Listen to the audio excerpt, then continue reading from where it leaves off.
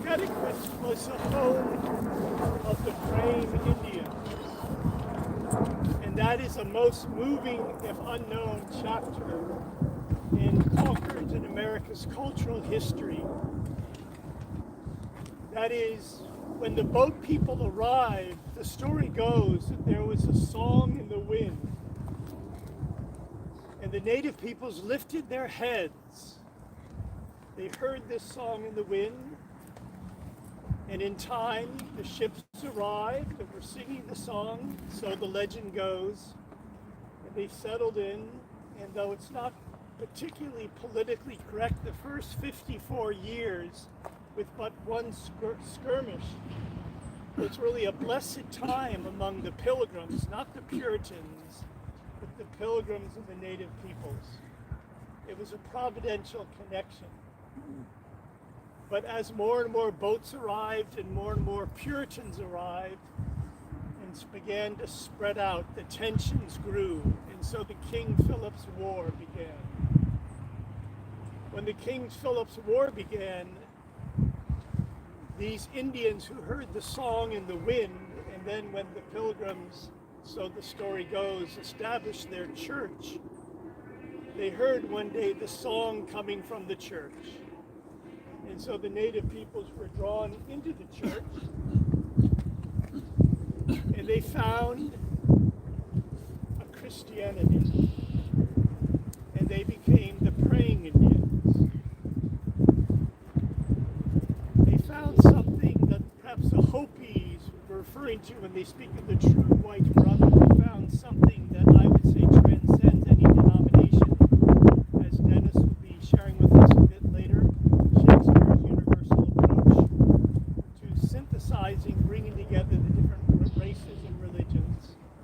But these Indians who became the praying Indians, for whom the first Bible in the United States was printed for them, thanks to John Eliot, they had a difficult decision to make with the onset of the King Philip's War, because they were red, so to speak, but they found a kind of a Christianity. And the decision they made was they would fight and support the settlers. And that's what they did. The King Philip's War was one of the bloodiest wars in our history.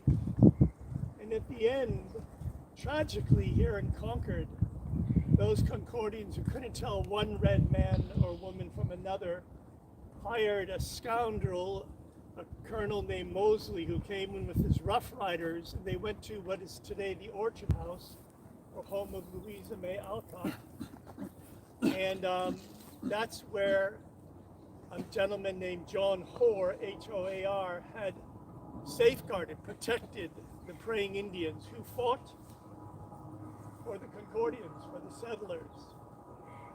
And Mosley overpowered John Hoar, and they were marched in many cases to their death on Deer Island, or sent out of their homes in any case in Concord.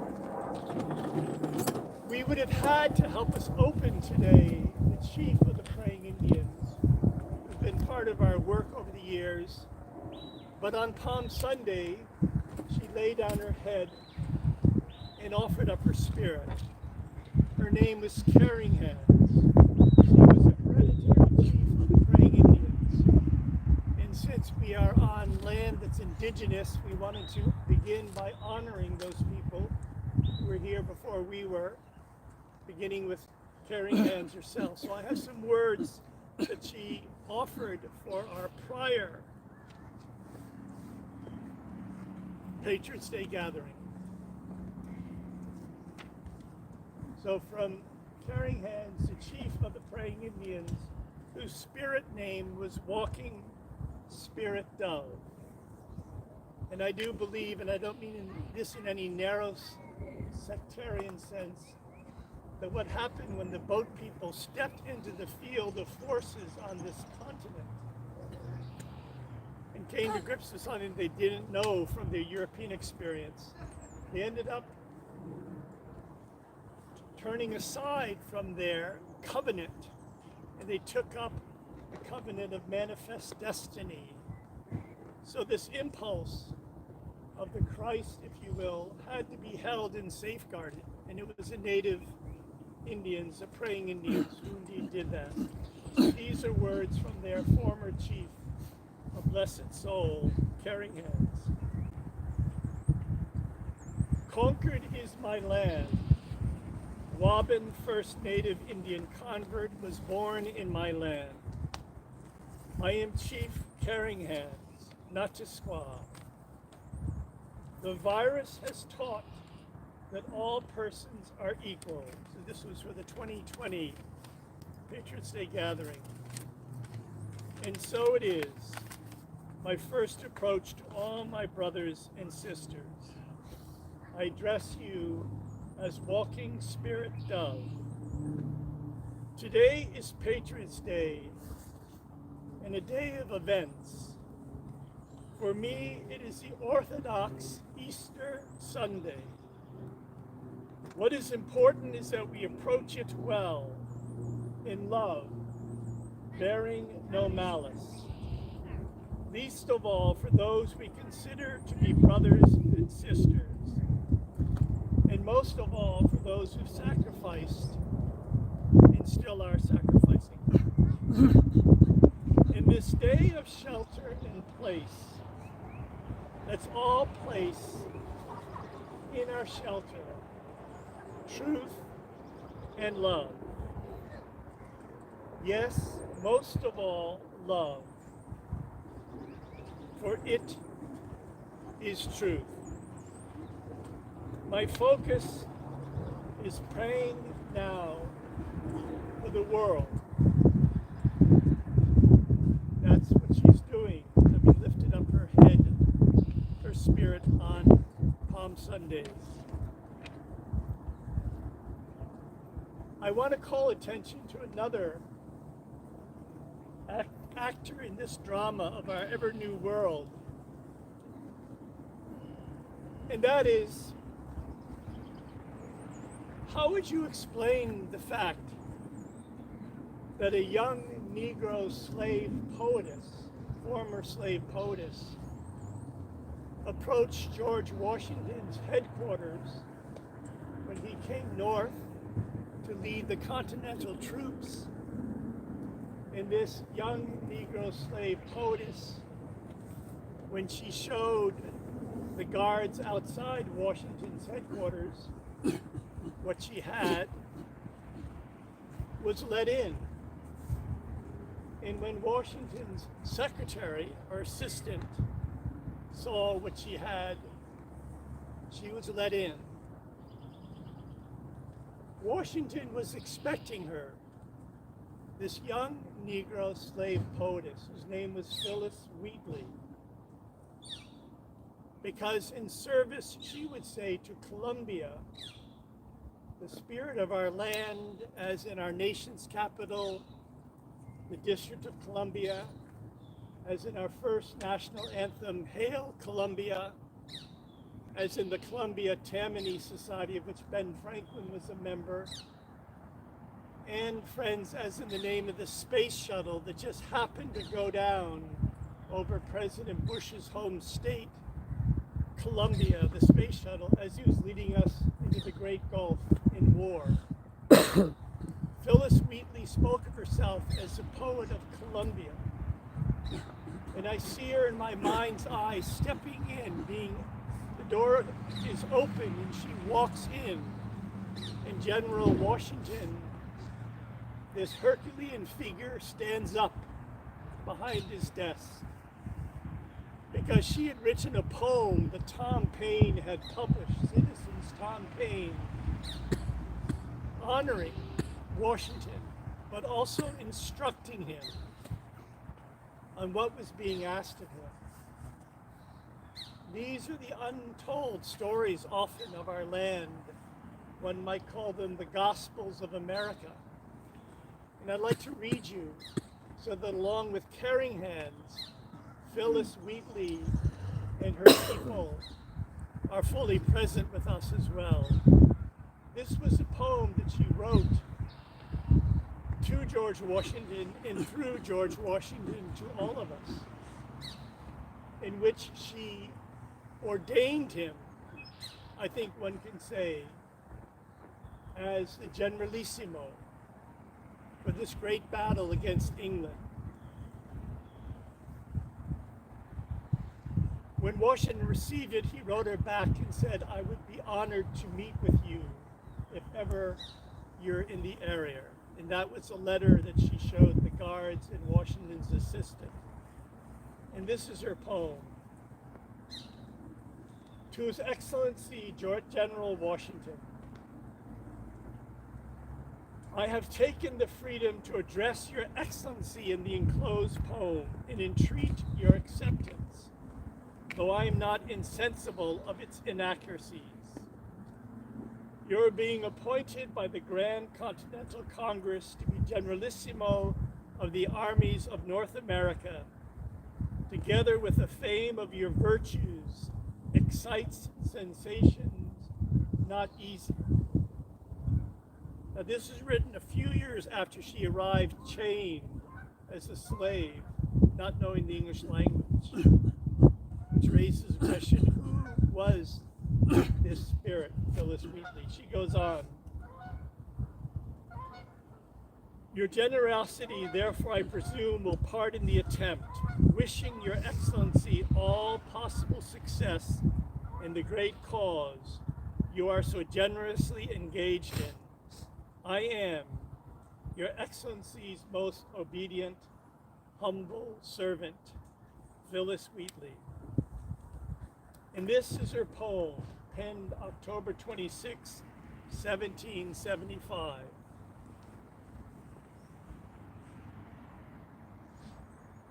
Celestial choir, enthroned in realms of light, Columbia's scenes of glorious tales I write, while freedom's cause her anxious breast alarms, she flashes dreadful in refulgent arms.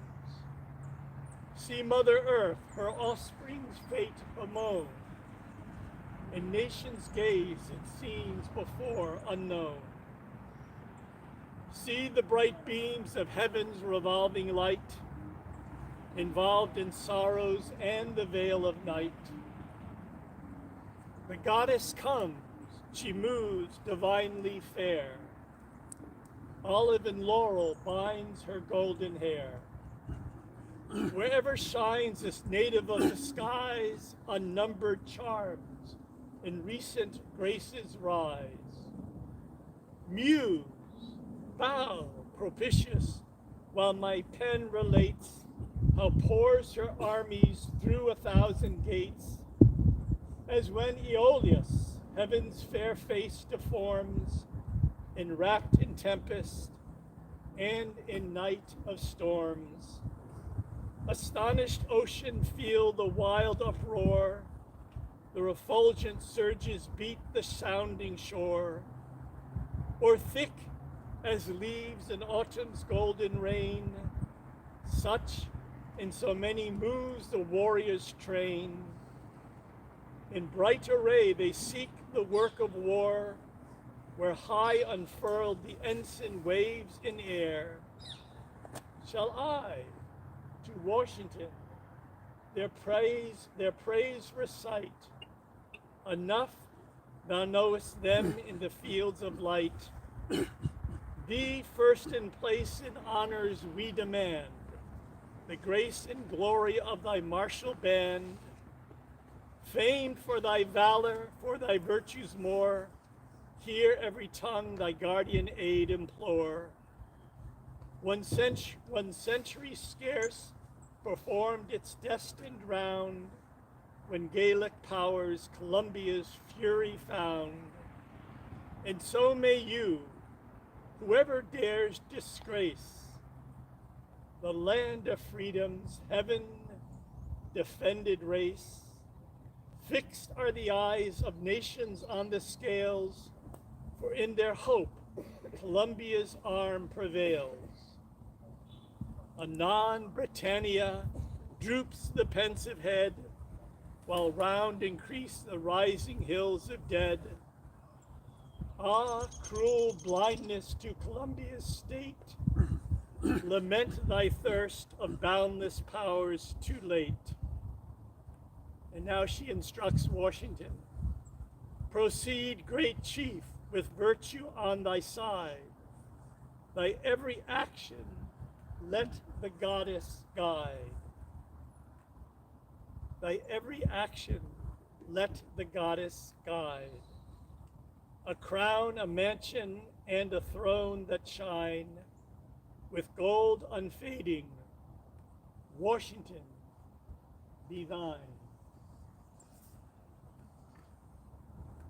So in the untold Gospels of America, in Washington's mind and in Tom Paine's mind, who published this poem, because the colonists had to be heartened and encouraged for this war, Phyllis Wheatley ordained this young, slight Negro slave poetess, ordained the Generalissimo, this great Herculean figure, for this revolution that was to come.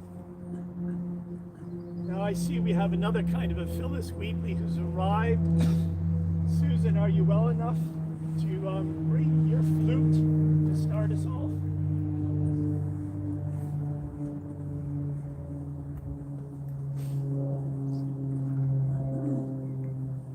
Your song.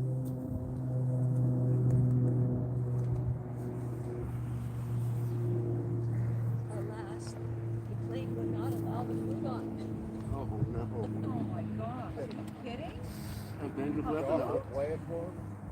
This said, with my voice, I've been on the road for 36 some hours without sleep, drove to New York last night. But I'll do my best to sing for you the beautiful Navajo song, or it should be beautiful, about the beauty of this land and how walking through this land we can appreciate, feel, and fill ourselves with that beauty, and therefore be highly motivated to retain it, to keep it, to hold it precious. Now I walk in beauty, beauty doth surround me. Everything is beauty above and below. Now I walk Thank you so much.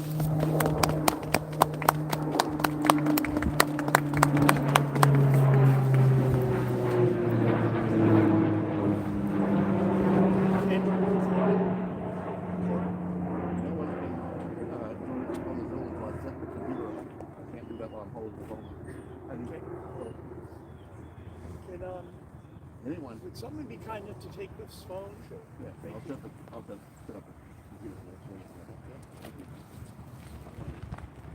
So we're going to be a little flexible with the schedule.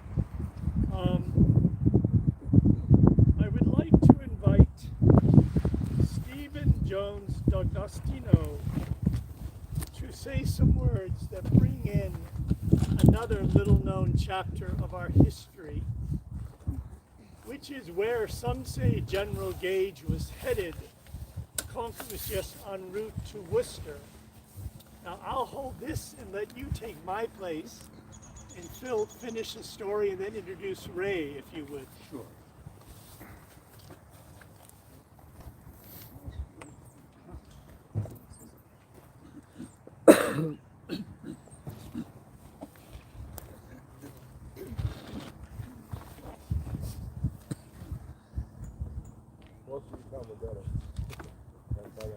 Right there?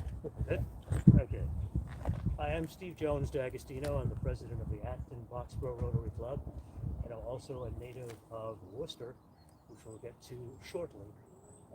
That's the theme of Ray Raphael's book, or set of books. Over the last 2 decades, Ray Raphael has emerged as one of our leading writers on the birth of the United States. In 2001, his acclaimed People's History of the American Revolution widened history's lens to include those not generally present in tales of our nation's founding. In 2002, the first American Revolution, before Lexington and Concord, led to marked rethinking about the revolution's beginnings in academic circles. In 2004, founding myths, stories that hide our patriotic past, established new standards for future renderings of our nation's birth. In 2009, Ray incorporated his work into an original synthesis featuring 7 diverse characters, founders, the people who brought you a nation.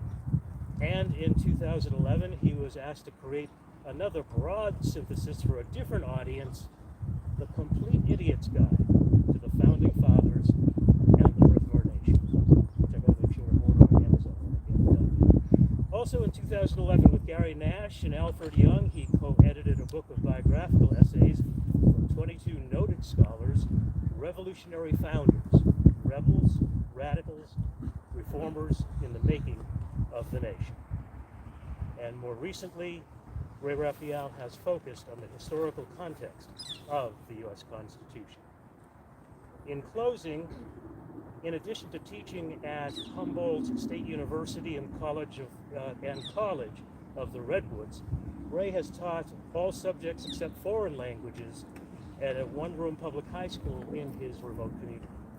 Currently, he serves as an associate editor for the Journal of the American Revolution and is preparing a comprehensive set of decision-centered documents-based lesson plans on the founding era for the Constitutional Sources Project. And Ray lives in Northern California, where he likes to hike and kayak, which he hopes to get to after today's presentation. So please join me in welcoming Ray Raphael via Zoom.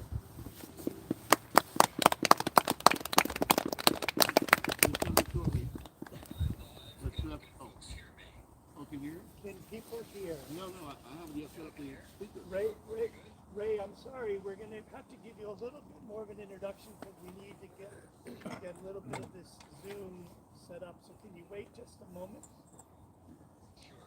We don't want to hold. This is an 80-year-old kayaker, so he's an enthusiast. We don't want to take too much of your time. Can I give you this back again? And I'm going to. Sure. Friends, I don't need to say, this is a work in progress.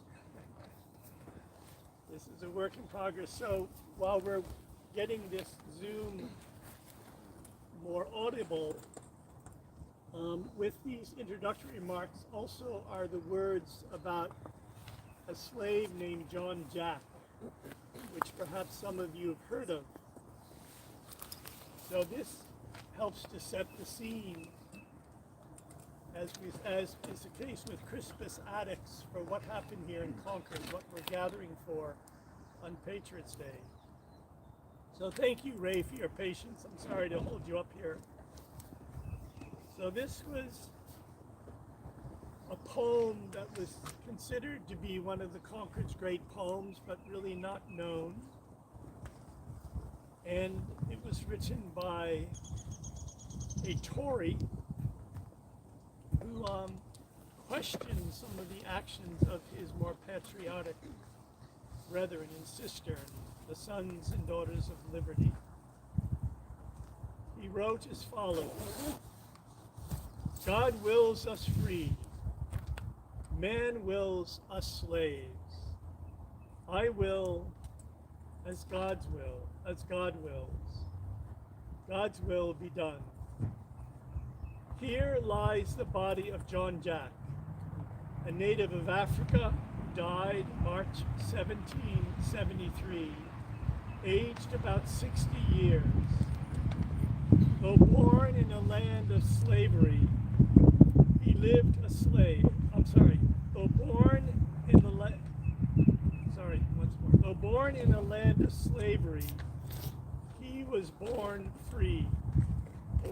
Though he lived in a land of liberty, he lived a slave, till by his honest, though stolen labors, he acquired the source of slavery, which gave him his freedom. Though not long before, Death, the grand tyrant, gave him his final emancipation and set him on a footing with kings. Though a slave to vice, he practiced those virtues without which kings are but slaves. So again, part of the work of the Center for American Studies is to tell the stories that don't make it into our premier textbooks and historical accounts. This is one in particular. How are we, Andrew, with the setup? I'll let you know when. Okay.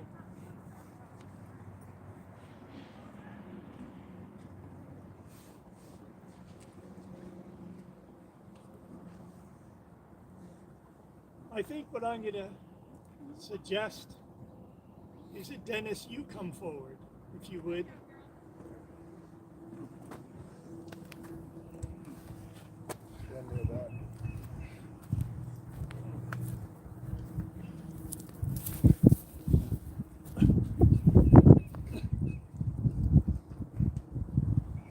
This is an old friend and a dear colleague of many years. We began working together in the 1980s, a century and millennium past. Dennis is a professor emeritus of English at Boston College. He's editor of Religion and the Arts and author of Shakespeare and the Elizabethan Reformation, Literary Negotiation of Religious Difference. And he'll be taking some time to speak to us about bridging the growing divide, the art and practice of Concordian conversation towards the healing of our body social. Thank you. Well, thank you, Stuart. Stuart and I go back a long way, decades. I sort of represented the Catholic end of things, Stuart the Transcendentalist end. But those categories get a little ambiguous after a while as we relate to each other. And I've always admired Stuart's promotion of dialogue amongst the various groups in Concord, including the various churches.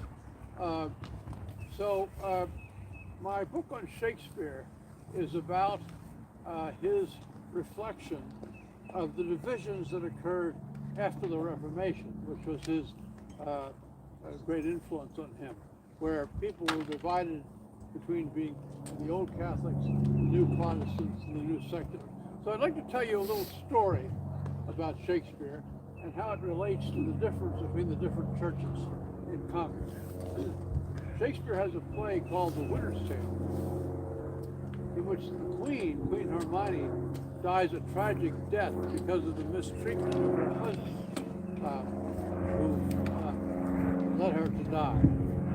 He realizes what he has caused and repents for 17 years.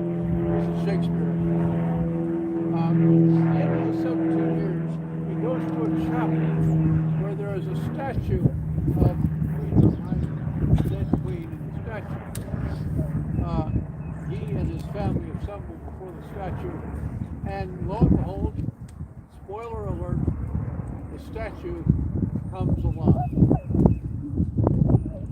Now, what are we to make of this apparent miracle? Is it a miracle of resurrection? Is it a deception? Maybe Hermione was hiding all along? Or is it something in between?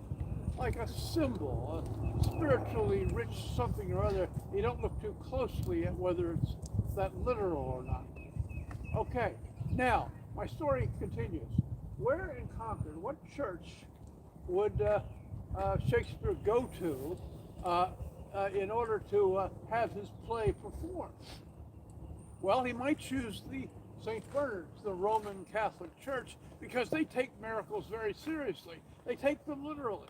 The sacred and is an objective thing for the Catholics. So Shakespeare might like the way in which that church supports the idea of Hermione's resurrection being a real miracle. Or he might go to Trinity Episcopal Church, which is sort of Catholic. I don't know if they accept the name. And by the way, you notice I'm continually, I invite your reactions, trespassing on people's deep religious self-identification. So, but let me continue. They might prefer Trinity Episcopal for the winner's tale because they take miracles with respect, but maybe not as literally as the Catholics. And maybe Shakespeare would prefer to see his miracle dramatized in a more sort of, how can I say, tentative way, not so superstitious, if you like.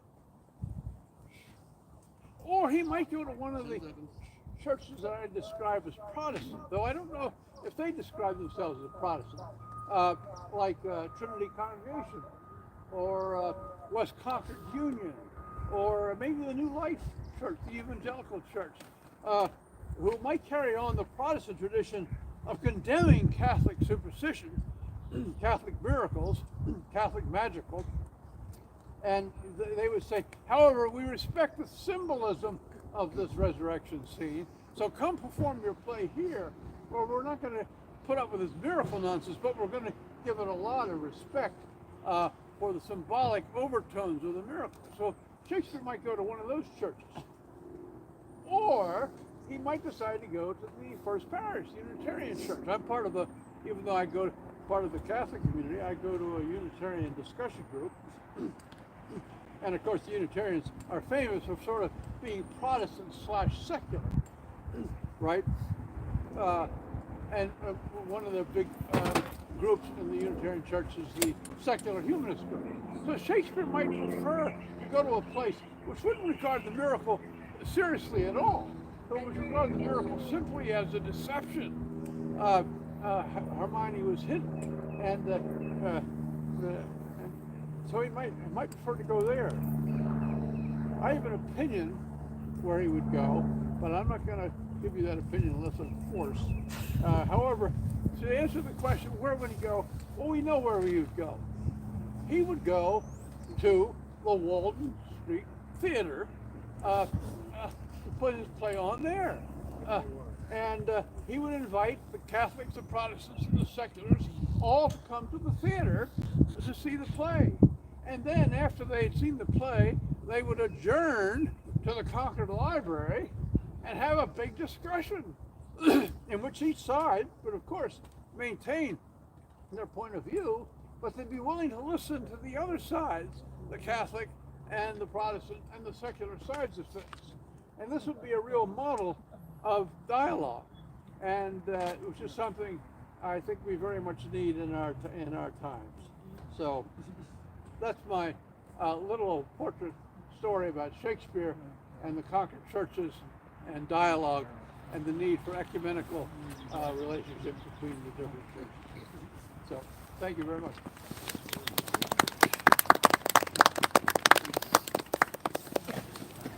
Dennis, Yeah. we're going to then transition to the Zoom audience, Yeah. which means, so they're going to make that transition. But can you speak to, was Shakespeare really trying to bridge these divides? Can you say a bit more to that, Fred? Because we live in a time, I came from meetings with Robert F. Kennedy this morning, Jr., and Dennis Kucinich, and he's announced for president, and he talked about how our nation is just torn apart. Can you touch on that a little bit? And then we'll go to Ray and the others. Okay. I think Shakespeare's moral, and he does this in scene after scene, scenes of resurrection, scenes of recovery, scenes of healing,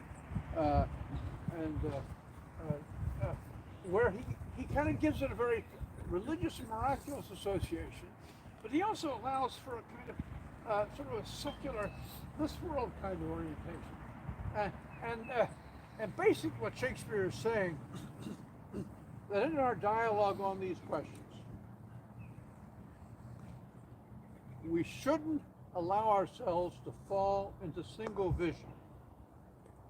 Yes, we hold our own views passionately, but we should at the same time always be aware of these other possibilities.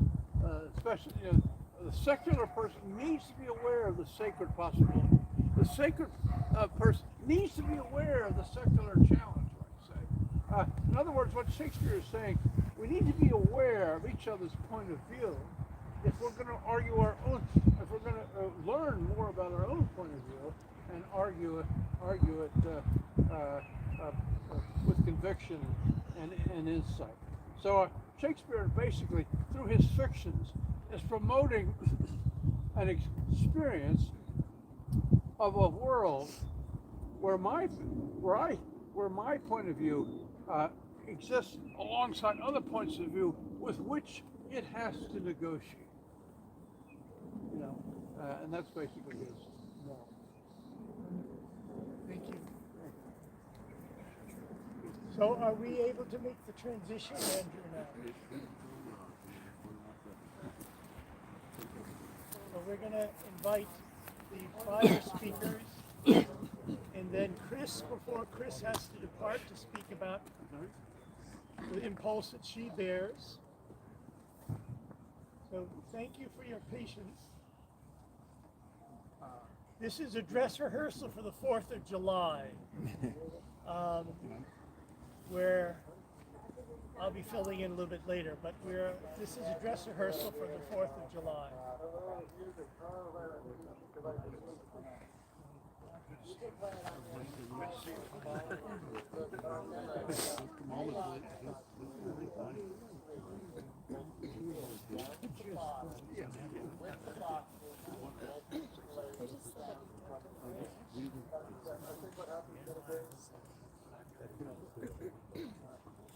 Oh, I was.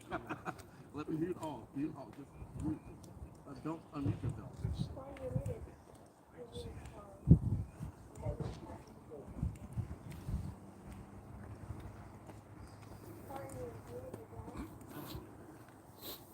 Go ahead. Back here. Do two things at once.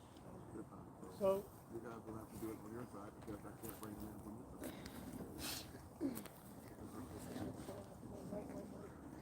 so we have a couple of speakers, Corinne and Ray. They're all there. So how can we best do this? This is my first walkthrough with you guys, so I normally do everything from my own unit. I'm confused with so many different. Is anyone else streaming? Is anyone streaming? To where? For Facebook. How can I can get them to join you, perhaps.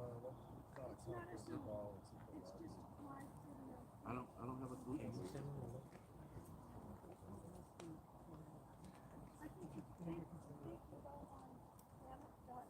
Again, thank you folks for your patience.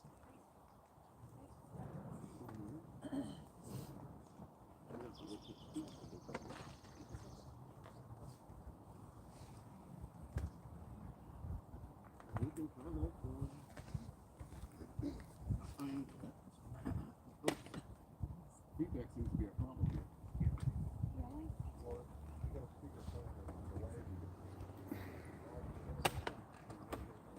Okay, so look, I can bring it on my phone again. I already know what it is. I can also.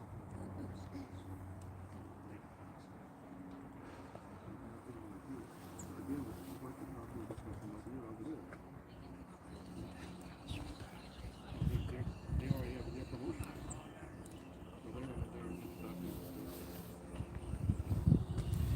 stuck in. They already have started their presentation there.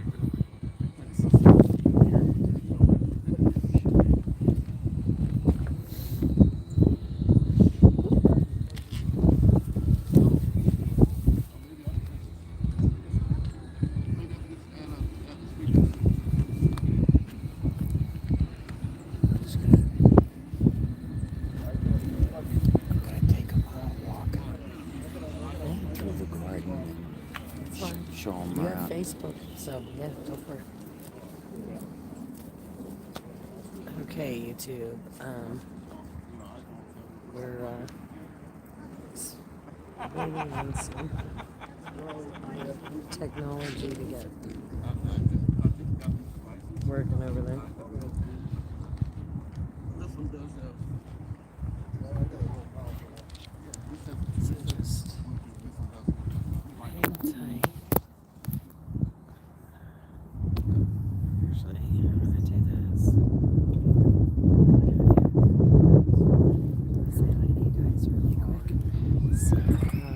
here at the Minuteman National Park, and we're in Concord, Massachusetts, and they're working on getting some of the speakers on Zoom. I'm not really sure, but hey, Kayla. Oh, I'm glad you're in. I'm glad you're finding it interesting. Nurse D, I did forward your email on to Reg. He should be sending you that packet. I know it's really cold out here too. I'm freezing in case you can't see it. My jacket. But yeah, it's really cold. We also have Facebook Live running, so Reg is taking everybody for a walk through the gardens right now. But yeah, we're here today, and we're hi. Yeah, we're just hanging out and checking out the event here for Patriots Day, so this is very exciting. But yeah, it's really cold out here and a little windy, How much so. longer is the transportation fees? How many? What do you have here locally to do? I'm trying to figure out what's going on, just like everybody else. Gather around here. We can just turn in our seats around Andrew to hear the presentation. from Ray Sounds like we Raphael. might have to move There's a lot over to closer. offer. There's a lot to offer.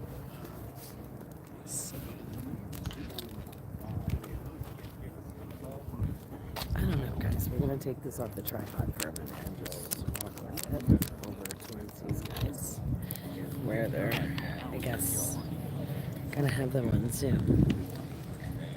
So, I don't know. We'll find out. But this is kind of going on behind the scenes here. Very cool, Kayla. Hopefully we can go live on TikTok at some point too. So this is what's the current situation. They're working on So friends, the let's turn media. around here and gather around. And I'm gonna walk over. We'll have people give a time and talk presentation. Oh my god.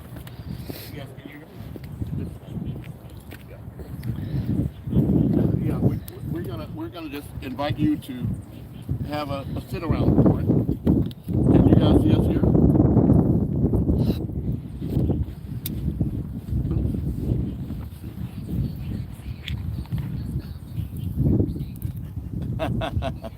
Okay, yeah, here we go. So I have our people here, and I may have to do this in a remote way. Can you see our guests here? So let's start with Corin and then Ray. Okay. We're even may be able to find a way to get you some louder. No, we can't. Yeah, so look, Stuart, perhaps you know who these people are. Perhaps you can introduce them. Oh wait. Yeah, simply do that while we do the background. You know, Right? I have a Bose speaker in my bag, I think. That's a Bluetooth. This one may, I'm a little confused. Yeah, we're gonna hang on a first- sec. It's We're gonna right first here. go with Corin. And Benita. Are you there, Corin? Can you hear us? If you guys have a Bluetooth on that, you might be able to connect to this. I'm glad for any suggestions you may have. This is pretty loud. If I can get it to turn on. Come on, power button. Just a moment. Oh, I might have to plug it into the battery Battery pack. 40%. Connected to Motorola 15G. Andrew, is Corin on this? Oh, no, I don't want to Corin, are connect. you there? Okay, if you have a Bluetooth on that and you can search the Bluetooth speaker. Okay, so one moment. Yeah, I can see I you. was going to say right here, I have a, Yeah, what's your? is that a Bluetooth? You have to use the Bluetooth? Okay, is there a Bluetooth connection on there? Whose phone is this? Andrew, is there a Bluetooth connection on this? I got Bluetooth right here. 'Cause 50 watts. I have a Bose, so, This is 50 Yes is watts. the answer to all your questions. You could just like a stereo. yeah, so is this. Oh, that's a Bluetooth? That's This not is 50 a, watts. There's this no is a way Bose it's 50 watts. Bluetooth, yeah. Just a moment, friends. Sorry. So, what's Thank that? you for your patience. I'm trying to get the link here to send it to you. So it's Okay. It's a nice little speaker. It's discoverable. How do I connect? You would use your Bluetooth, go to your Bluetooth. So from the top, Stuart, I'm gonna have to go, and then you search it. but I want to thank you for inviting me, and I Ellie I Bose. would- Yep, really that's it. want to thank you for the story about the praying Indians. And then you should be able to do the speaker right through here About Deer Island and everything. if it connects it. It's really heartening to hear it. Is it? Why is it not connecting? Okay, hang on. Chris, can you say a brief word before you depart? Does that work? You've made the effort to Let's see join if us. it'll. Doesn't seem to want to pair. So friends, while we're getting the technology working, we have Chris Crawford who's with us, who not only walked or ran for treasurer here in Massachusetts, but he did a remarkable job. And what we're going to be coming to further in this day, and I have messages from Tulsi and Dennis Kucinich and Robert F. Kennedy in the program. If you recall, it said they'll either be here in body, that is on location, some like Chris are. In soul, they will convey a message, a personal message, or in spirit virtually. So we have some remarkable messages we'll be conveying that relates to the citizens' movement to revive the spirit of public service. But we have we reached out to the local and national individuals in the different parties who we feel have the most integrity in our eyes. And so we have Chris Crawford with us from the Libertarian Party, and Chris needs to get back. She's got miles to go before she sleeps, but please take a few minutes, if you Well, will. can you go back over there? Yeah, if you could go over here, Chris. All right, well, I first want to thank Stuart for inviting me. Hold on a second. Let me turn the camera.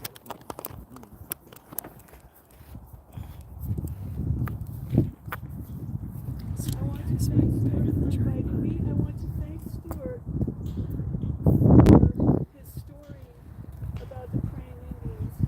I knew that story. And I know how they were forced after the end of King Philip's War to go to Deer Island. They died of exposure. And it's really good to hear that from another source. I like to just say that party is dead to me. I have been a libertarian for 40 years, and last year the Libertarian Party, the National Party, was taken over by the alt-right. Here in this state, the Libertarian Association of Massachusetts is no longer associated with the National Libertarian Party by choice. And I think it's probably a distraction because parties change, and my convictions, my libertarianism does not change. So yeah, and the duopoly of Democrats and Republicans is no longer what it was.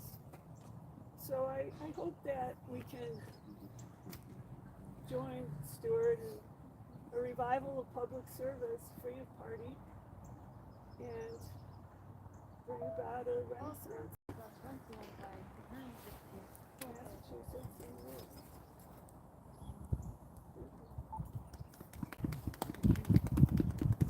Thank you. So friends, this is a thread we'll be picking up. Again, we're improvising. This is a work in progress, but Chris, thank you for taking the time. We'll be in touch. We will gather the 4th of July. We'll have all of our ducks in order, and we'll have a more formal inauguration of the citizens' movement to revive the spirit of public service. How are we doing with our technology?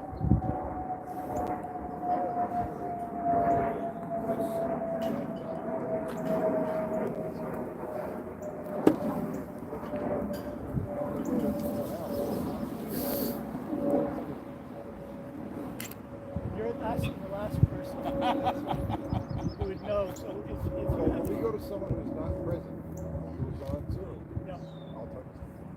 then let's do that. Then let's go to Corinne Smith from Bermuda. Who's going to be, I hope he hears. Let's go to Corinne.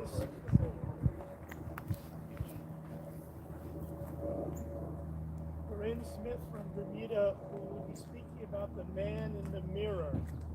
For those who know, this was a want to tweak your Yeah, that's something to transfer it to you. Well, you got the. I don't need it. I'll play your video on the speaker. All right. Well, my battery is dying, so.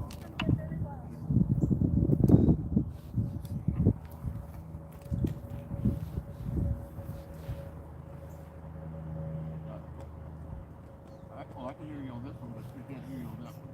All I'm saying.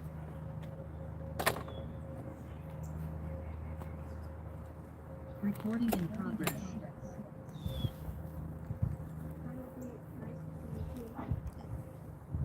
The camera's out of. Okay.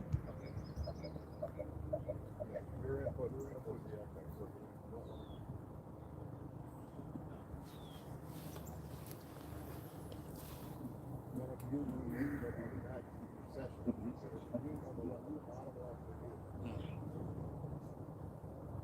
Go back to that.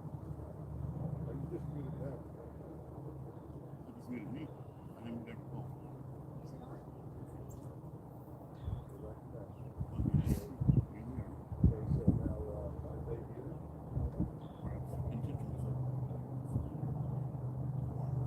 Hello. Can you hear me, Andrew? There you go. That's good. Yes, we hear you. Can you hear us? You shouldn't be able to. Oh.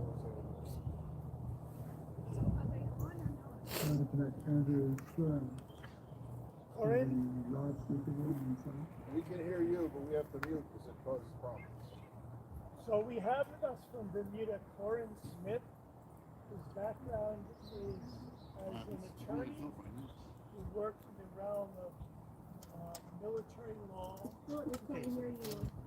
Oh, you're very, very soft. So I'm introducing Corinne. We have with us from Bermuda Corinne Smith, who is an attorney, former attorney. Very low. So is this any better at all? Is this any better at all? That's slightly better. So Corinne, we hear you well. The floor is yours. The man in the mirror. Okay, thanks everyone. It's great to be here from Bermuda. Great to be a part of this tribute to the Patriots Day, the first day of the American Revolution. We shot it that was heard around the world. Bermuda has a very special, privileged relationship with the American colonies. We were formed at the beginning with the Virginia Company, and we've always served as a fallback jurisdiction for the colonies, including the Revolutionary War. And that's where I see Bermuda as the man in the mirror. We sort of give the American colonies a chance to look back at the special relationship with the United Kingdom.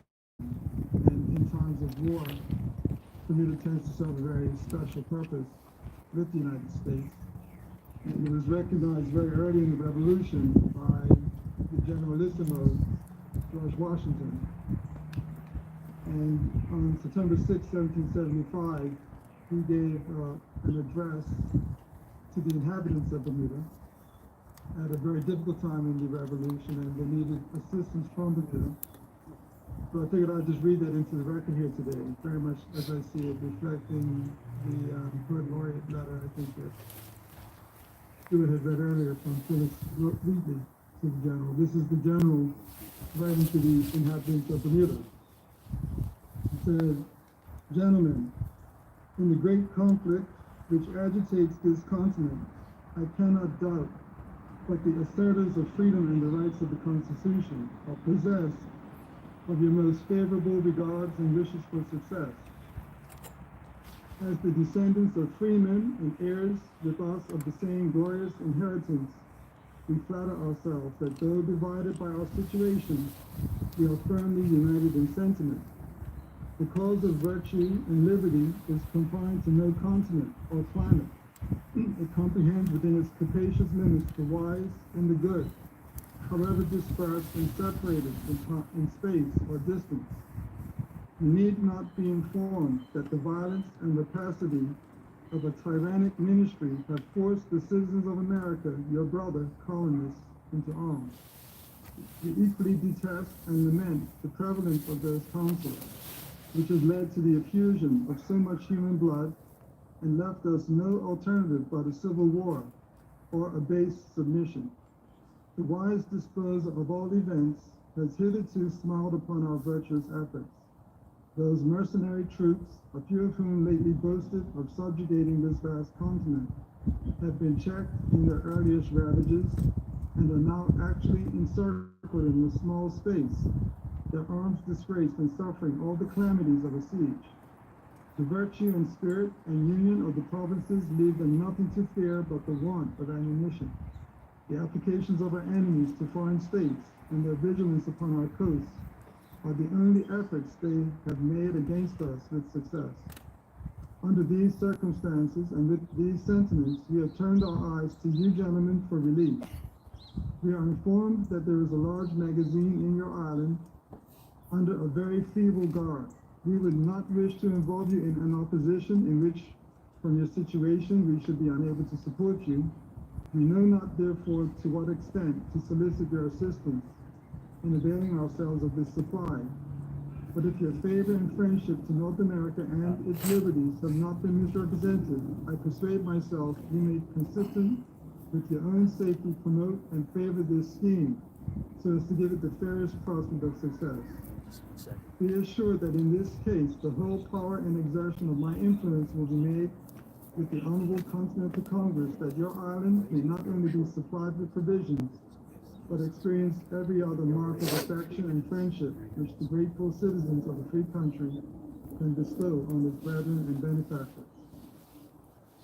That letter speaks to the wisdom and the diplomacy that George Washington brought into public diplomacy, public leadership, military strategy.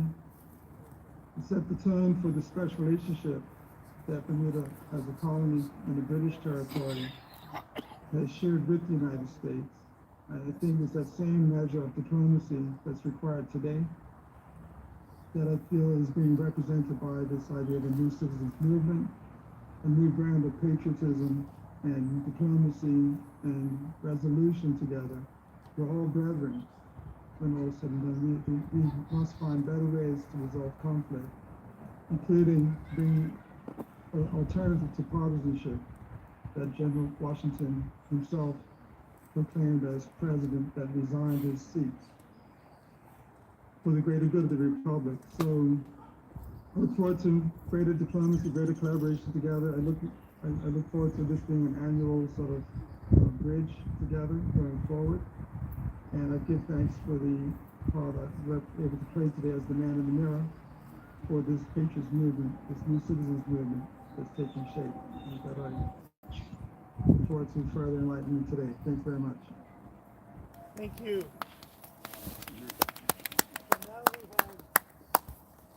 Now finally, They dropped one, so I don't know when they drop either.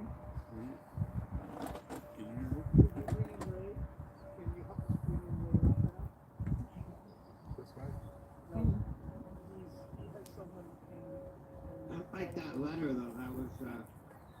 That was really good. It was from George Washington to whom? That was to the local leadership here in Bermuda. Excellent.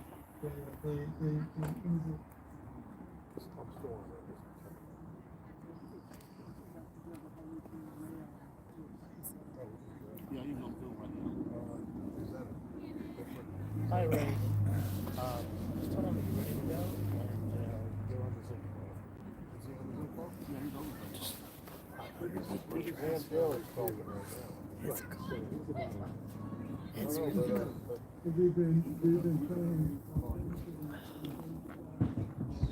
Okay, maybe you could just So guys, just bear with us. It's like freezing cold, and they're trying to get these speakers from a Zoom onto the speaker so everybody can hear them.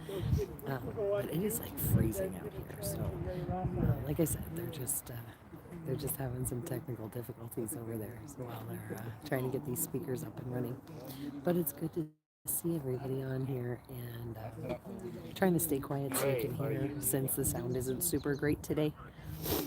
But Okay, so just if you don't mind. there were more people here earlier, but it got really cold, and there were a lot of them that left when the wind picked up pretty good. So I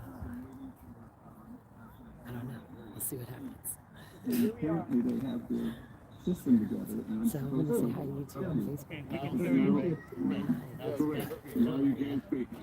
I just, oops. See, there's Red. He's hanging out with me. Yes, my guest, we hear you. Harry took his for a walk through the garden. I'll have to go see it then a little closer. But if you just look around so you guys can see what's happening. I'm going to flip yours around too so you can just watch and see. This is good. I can't see other people, but that's okay. Flip camera. Let me just collect my wits here for a second. Okay, I would like to share today 4 stories about people coming together at the birth of our nation.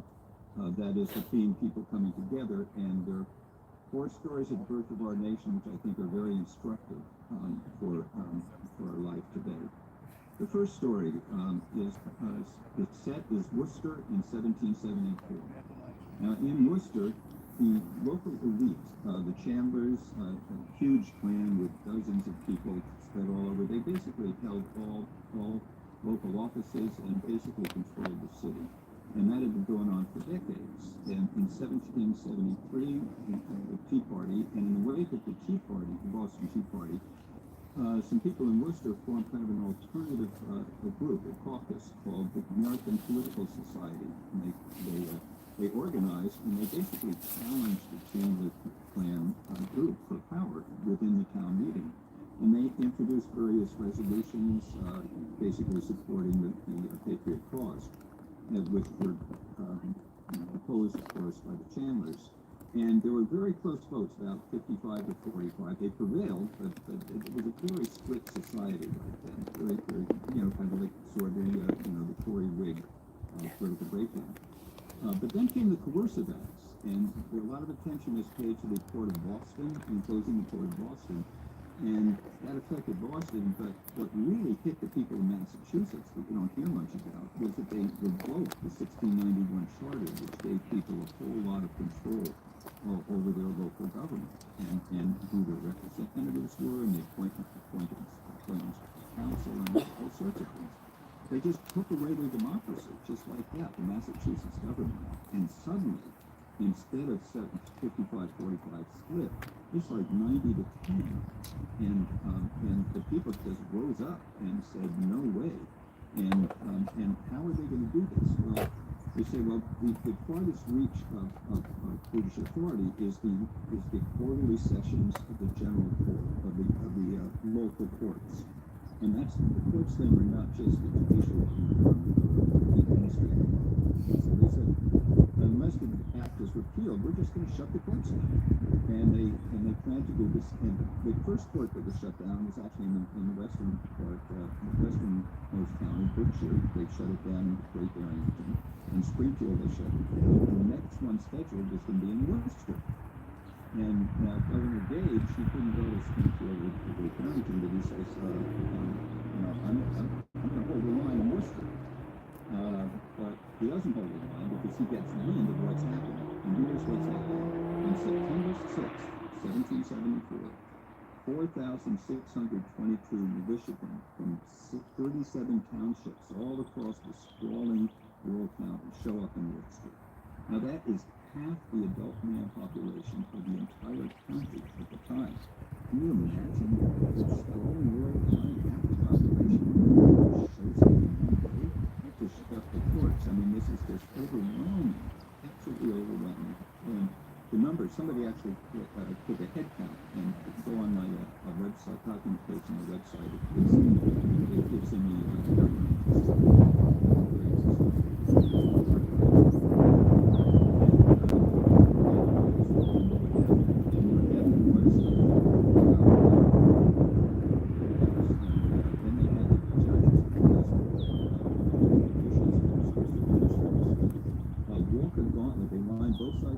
Street. It was 4,620 permission in by companies. Walked the gauntlet, and we had these officials walk the gauntlet, hats in hand, reciting the recantations over and over 30 times so everybody could hear. I will not do anything to, uphold the government under this outrageous act. So that's how the people came together in Worcester. And it happened in every shabby town in Massachusetts outside of Boston, which of course was a big scare zone. So that's story one of the people coming together.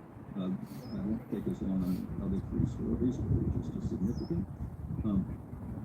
The story, the setting, because most people basically shut off the British authority. They recreate a new one, the Provincial Congress. So they all gather together, first in Concord, and you probably know those folks, but there wasn't the infrastructure in Concord because there was just so many people, so they moved to Cambridge. And Worcester proposed, the town of Worcester proposed at that Congress, he says, it is time to set up a new and independent government, dependent exclusively on the franchise of the people. So this is the first call for independence in the colonies, and this is 6 months before Lexington and Concord, and 21 months before the Congress calls independence. And so, and then a lot of these people want to invade Boston, and so before they get to Boston, so it's just attack Boston and set up our own government. But John Adams, Sam Adams, Joseph Warren, and the leadership says, no, you can't do this. You can't do this because you can do it, but nobody can help you. Because we don't want what they want us to do. Other colonies don't want to be dragged into the war. So wait, just do the princes that are in attack. And so the second time now, the second story, people came together, and even though the radicals wanted to know, they said, okay, we'll wait, we will just defend. And sure enough, they did that. And so we engaged on April 18th and 19th, for example, Lexington and Concord to gather the store and go after the stores there. This time, the other colonies are there, because we didn't drag, Massachusetts, I identified very strongly with the group, didn't drag the rest of the colonies into the war. They did what's righteous, and the war was started by Britain. So coming together worked again. Okay, story number 3. Fast forward to 1787. The Confederation, under the Articles of Confederation, was exactly that. It was just a confederation of independent sovereignties. And it wasn't working. They had no power to raise money. And so in the 6 months prior to the Constitutional Convention, the federal government total of $663 was important in the United States. So, and they have soldiers supposed to be anyway, they didn't have the power to raise anything. They were dependent on these requisitions from the states and the states from so it wasn't feasible. I mean, there was no there was no we to bring together. So the story about the Constitutional Convention. Now I'm actually going to read a little bit, just a little bit from the Constitution in terms of the people coming together.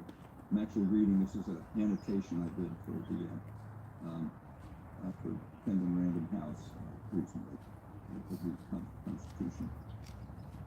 And so you know this, right? We, the people of the United States, in order to form a more perfect union, establish justice, ensure domestic tranquility, provide for the common defense, promote the general welfare, and secure the blessings of liberty to ourselves and our posterity, do ordain and establish this Constitution for the United States of America.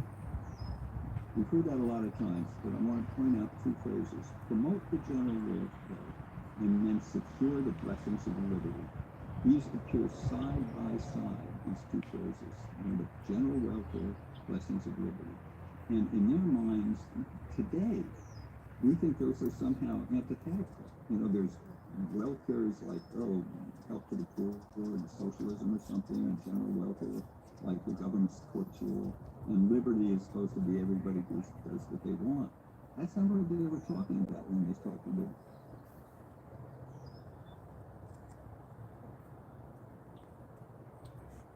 Are you still streaming? Are you there, Ray?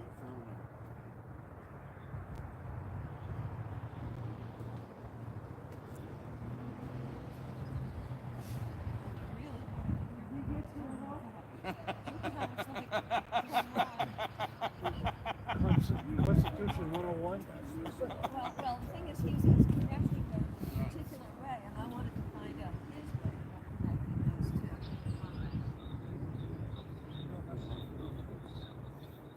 Down here now. He's now there. The power pole?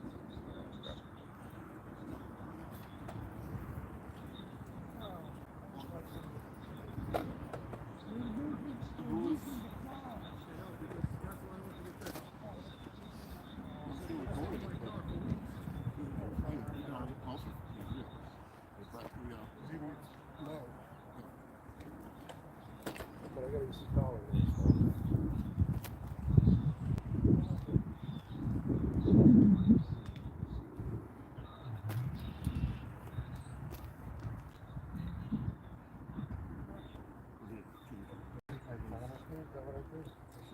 Yeah, because I walked away with the phone. That's what it was.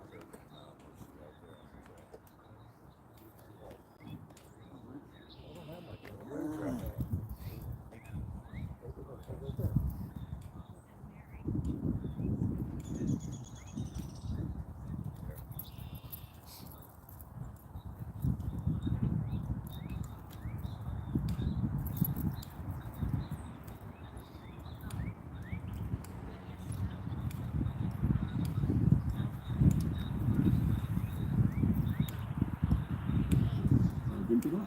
And so electors vote for two people, and they held the tickets of Jefferson and Byrd, the presidential and vice presidential candidate, received equal number of votes, and the Federalist says, okay, we're going to support Byrd, and sort of like sneaking the back door.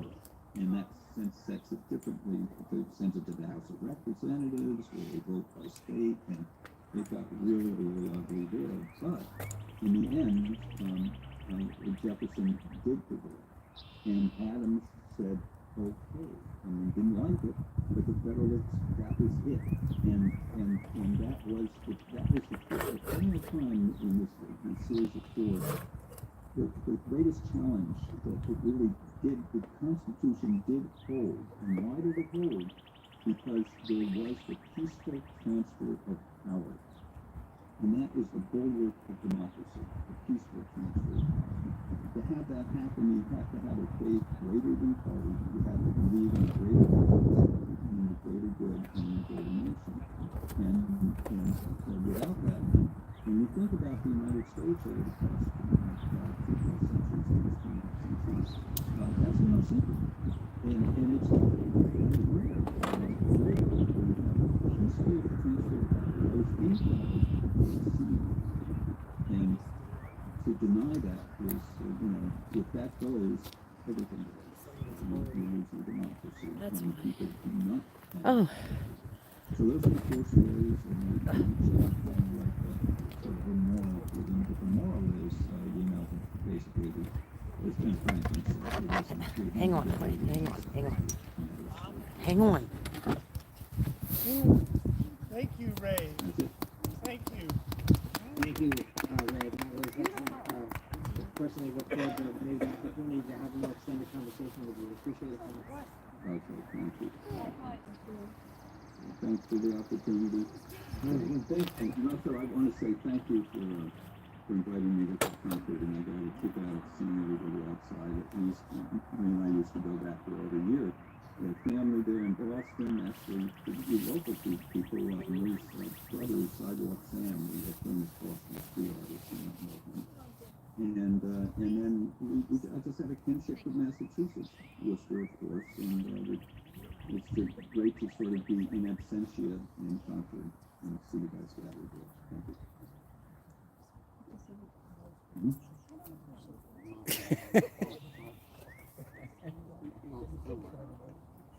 Well, thanks, pray for that and amazing parallel to the Cowboy North Dakota football that's been happening here the last 2 or 3 years. That's a big challenge. Yeah. Big challenge. I mean, Once That's again, why it's kicked to you the got arm. the 1790s on steroids now. there we have it. Those amazing. They're all new players to me, and this is really putting what we're going to see right now in contact. Yeah. Okay. Well, it was a constant challenge to be together, and now this challenge for more so than ever. Good luck and good work for all you, for your project. Yeah, that's what you guys are trying to do, get people to come together. Thank you. Well, thank you very much. We turn now to David Kopas, who's a representative. It feels like we got an alien here. Can people hear me? You mute it now, Stuart. Can folks hear me? No. Can anybody hear me now? No. Thank you. Can anybody hear me now?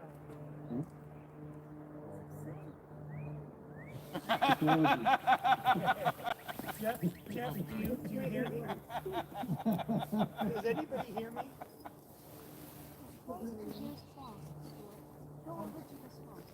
Stand right there and put your foot needs to be at that input.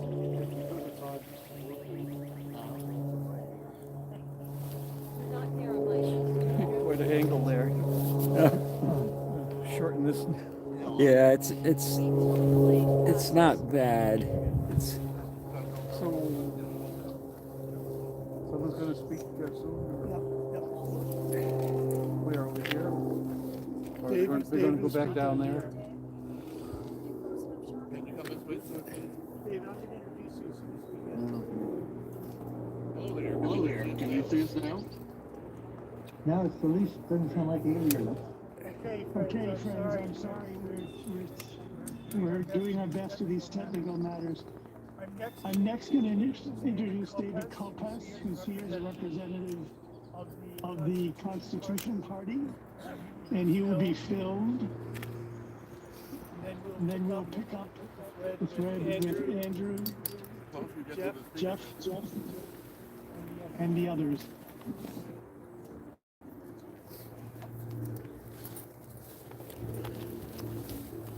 all right. Thank you, Mr. Weeks, and everybody who's here today. My name is Dave Kopas, the Eastern Region Chair. Where are you mode again?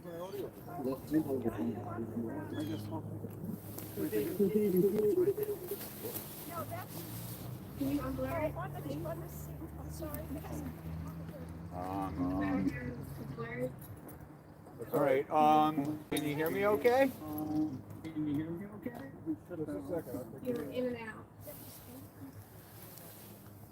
All right, thank you for having me today. My name's Dave Kopas, the Eastern Region Chair for the Constitution Party. It's a real honor to be here on these grounds where history was made here in the Commonwealth. And I came today not sure what to say or what to talk about, being Patriots Day and being this close to the North Bridge. It's very inspiring to be on the ground where real patriots put down their tools of the trade, the farmers and the silversmiths, and picked up tools of liberty and met tyrants who were here to subjugate them, and met them at the bridge the way tyrants should be greeted, quite frankly. By way of comparison, I look at what we have today, and we have a government we deserve. Apathy, silent consent is, well, basically, as I look at the North Bridge, you know, the tyrants aren't coming, they're here, they're over the bridge. They're in our capitals, they're in DC, they're teaching our kids, and party politics hasn't helped a bit. It's divided us, and I couldn't be part of it anymore. I left the two-party system a number of years ago, as a committed constitutionalist, I like to think that we got a home for the politically homeless out there. For those that do have values that don't change, like the party platforms that change with every election cycle. People that are in tune to their families, they're in tune to God, and they love their country. And it's those people I like to give them a home in the Constitution Party, which is probably the most apolitical political party in this nation. I don't care to hold and wave a flag, whether it's a red flag for Republicans, a blue one for Democrats. Really, the Constitution Party is it's a philosophy more than a flag. And I hope to think that we can drag every politician out there the same way the Republicans tried to out-Democrat the Democrats just to stay alive.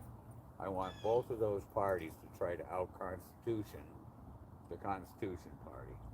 And I accept that challenge.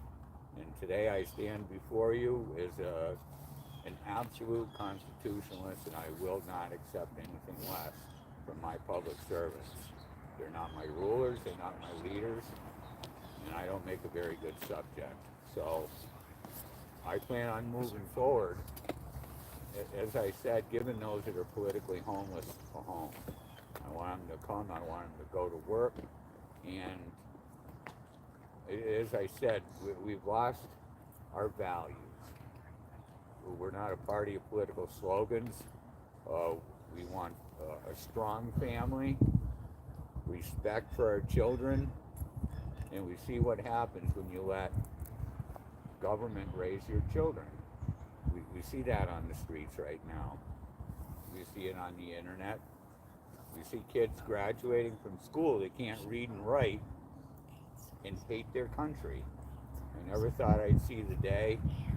So it's a kind of a somber occasion to be here, but I'm inspired to stand on the grounds where true men, true patriots, Minutemen of the time, helped secure the liberty in this country. I hope to revive that sentiment in every man, woman, and child in this nation. Thank you for your time. Amen. Thank you. Thank you very much. And now we invite Andrew Williams from Los Angeles, who's with us, who's going to speak about another chapter, largely unknown in our history. Where would you like to stand by the microphone on the ground there? Do you have your audio on? Yeah. If you don't, it's better because it has the echo. It's getting it down.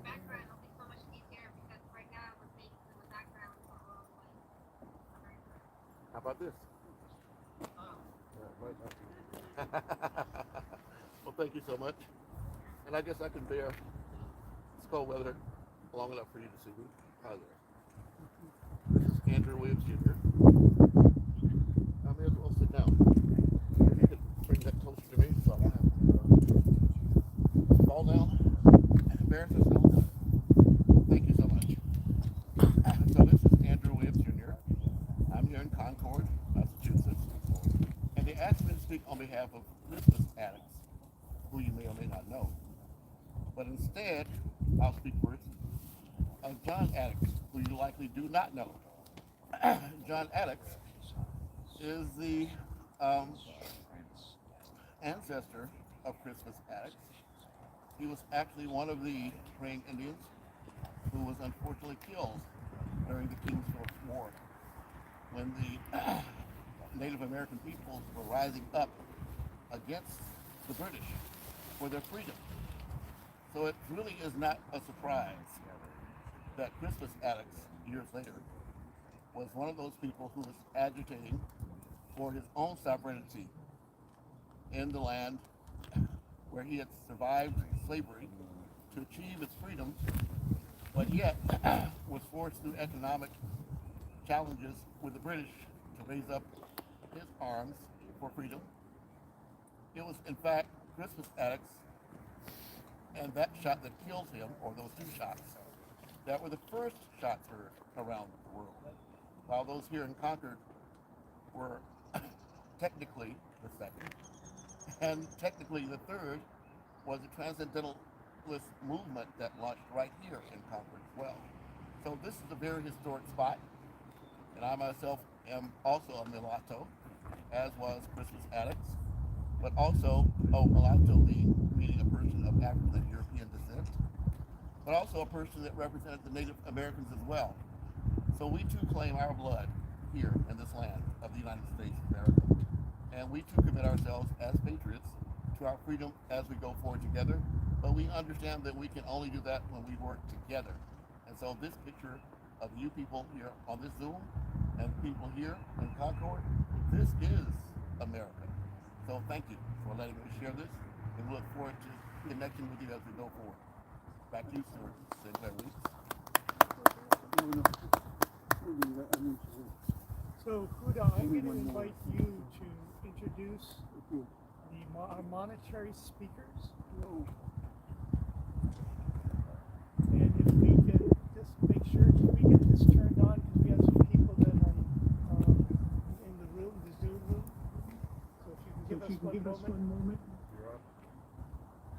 So we have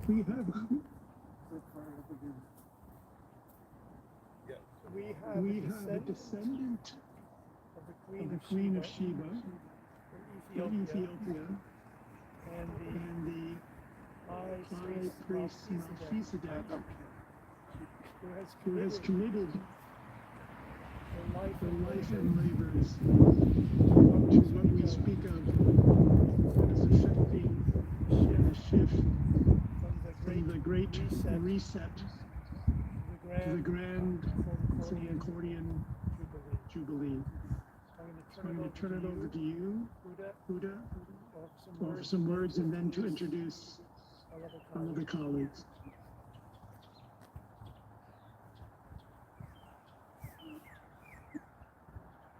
Thank you, Kurt.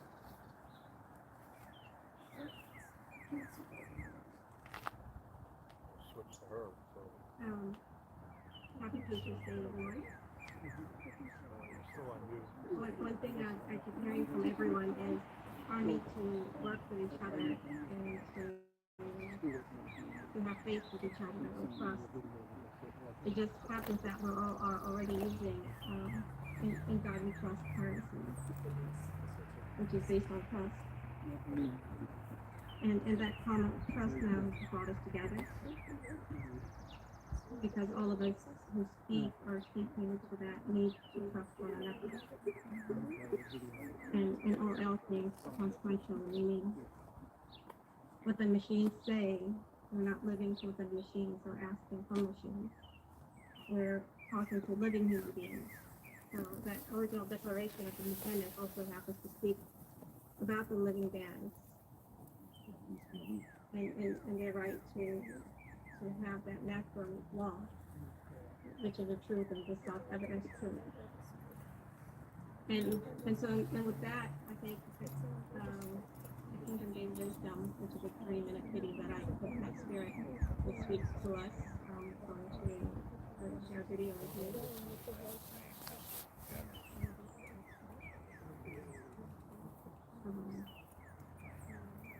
And this is in spirit for circles for humanity and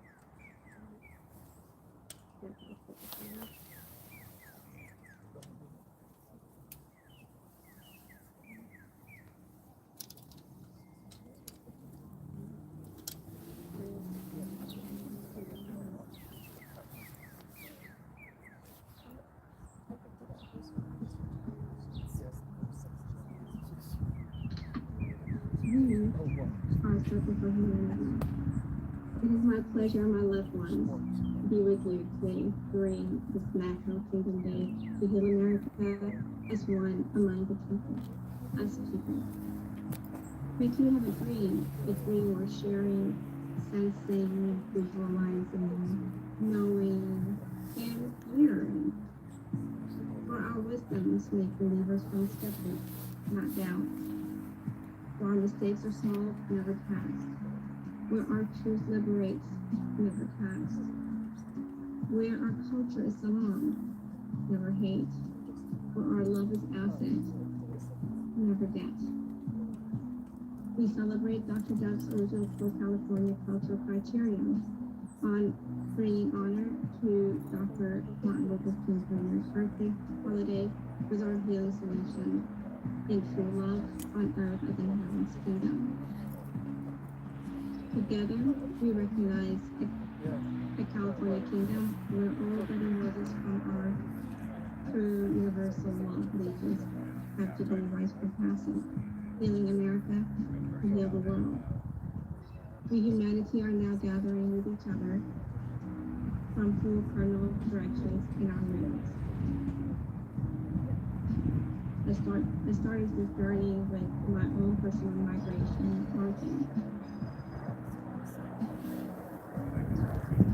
From Harare, Ethiopia, to Los Angeles, California, where I found myself walking in my Harari ancestors' support from enslaved and true word of influence, Menelik and Haile Selassie, to pursue peace, partnership, and relations.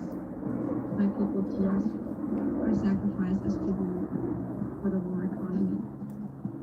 It is here with Kingdom View community that I first imagined my own American Revolution, inspired by Dr. Martin Luther King Jr.'s Abraham Lincoln and Declaration for Independence.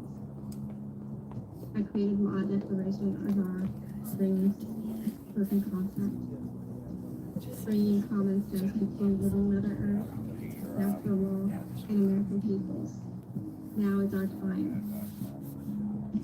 Connect and support our worldwide network, including the kindness, faith, hope, love, and recognition.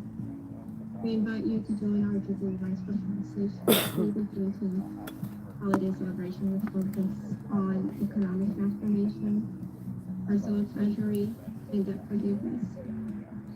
Let us be greater, wiser together. We are truly the ones we've been waiting for. We are circling for humanity.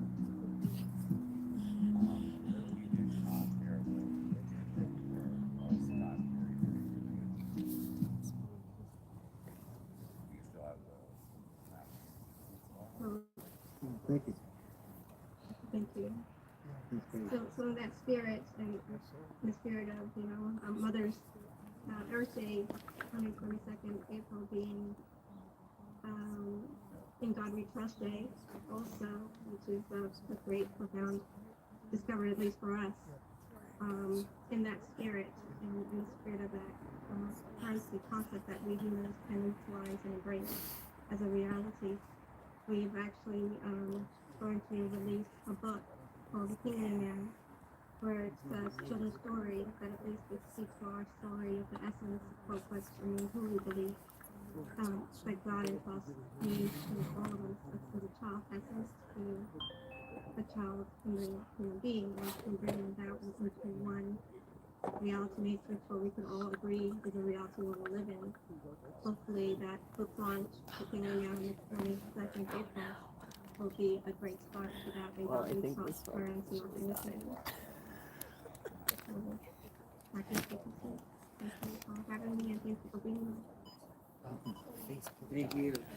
Okay, good. Eric, back to you, or would you like me to jump here? Yes, please Oh, jump you here. I'm here, yeah. I think he wanted me to get you involved now. Explain about where you come from and how your, Patriots Day means to you, and how you can see the build the future together. Well, thank you very much, and thank you very much for those inspiring words. I spent great times in Ethiopia myself, back doing microfinance in that country, and also in Eritrea on the other side, and I have great fond memories of working in those two countries. Well, I'd like to comment. I know that Stuart has been very interested in a critique of the Bretton Woods agreement, which created, as he described it, although I can't pretend to understand all the nuances of it, a system based on financial institutions, based on debt.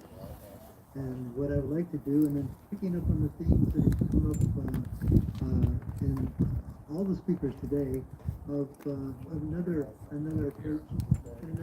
approach based on trust, and in that context, I would like to summarize some of the points that we've been doing and learning about an informal economic system based on savings, not on debt, and based on not on institutions, but on small communities of people, trusted people coming together in small groups, and basically saving money, developing a small cushion of savings so they can get on with their lives.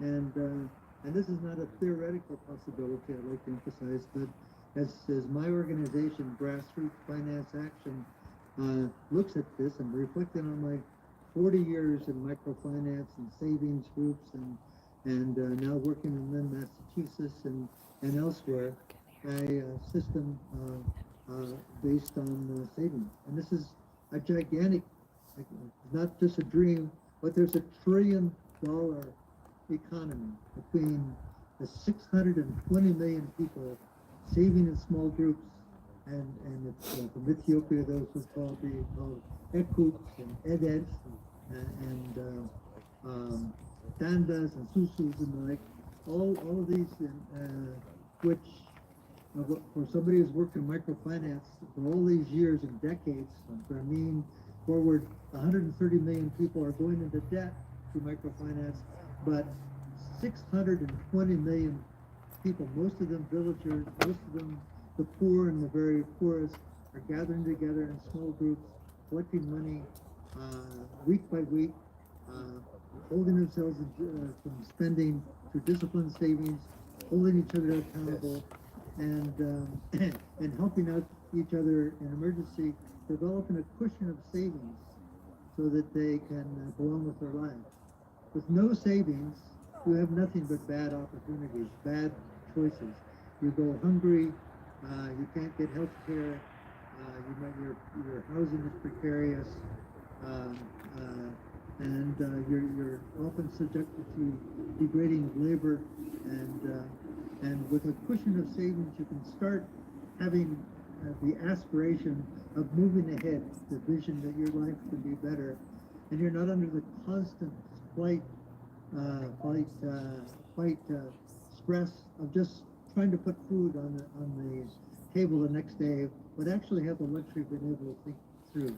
So there's 620 million people going through. Mexicans call it a tanda, Guatemalans a cuchubal, Ethiopians call it a ekub or a edet. All of these systems are working. And what is fascinating for me over the last few years, my graduate students from Columbia and Brandeis University have gone out into immigrant communities and see that these same traditions of disciplined savings, mutual accountability, and mutual support have been brought to this country. And you may wonder why in immigrant communities, like Kudu very much know from the perspective of the Ethiopian diaspora community, why people arrive and within years, you see the immigrants start beginning to prosper. You see stores opening up.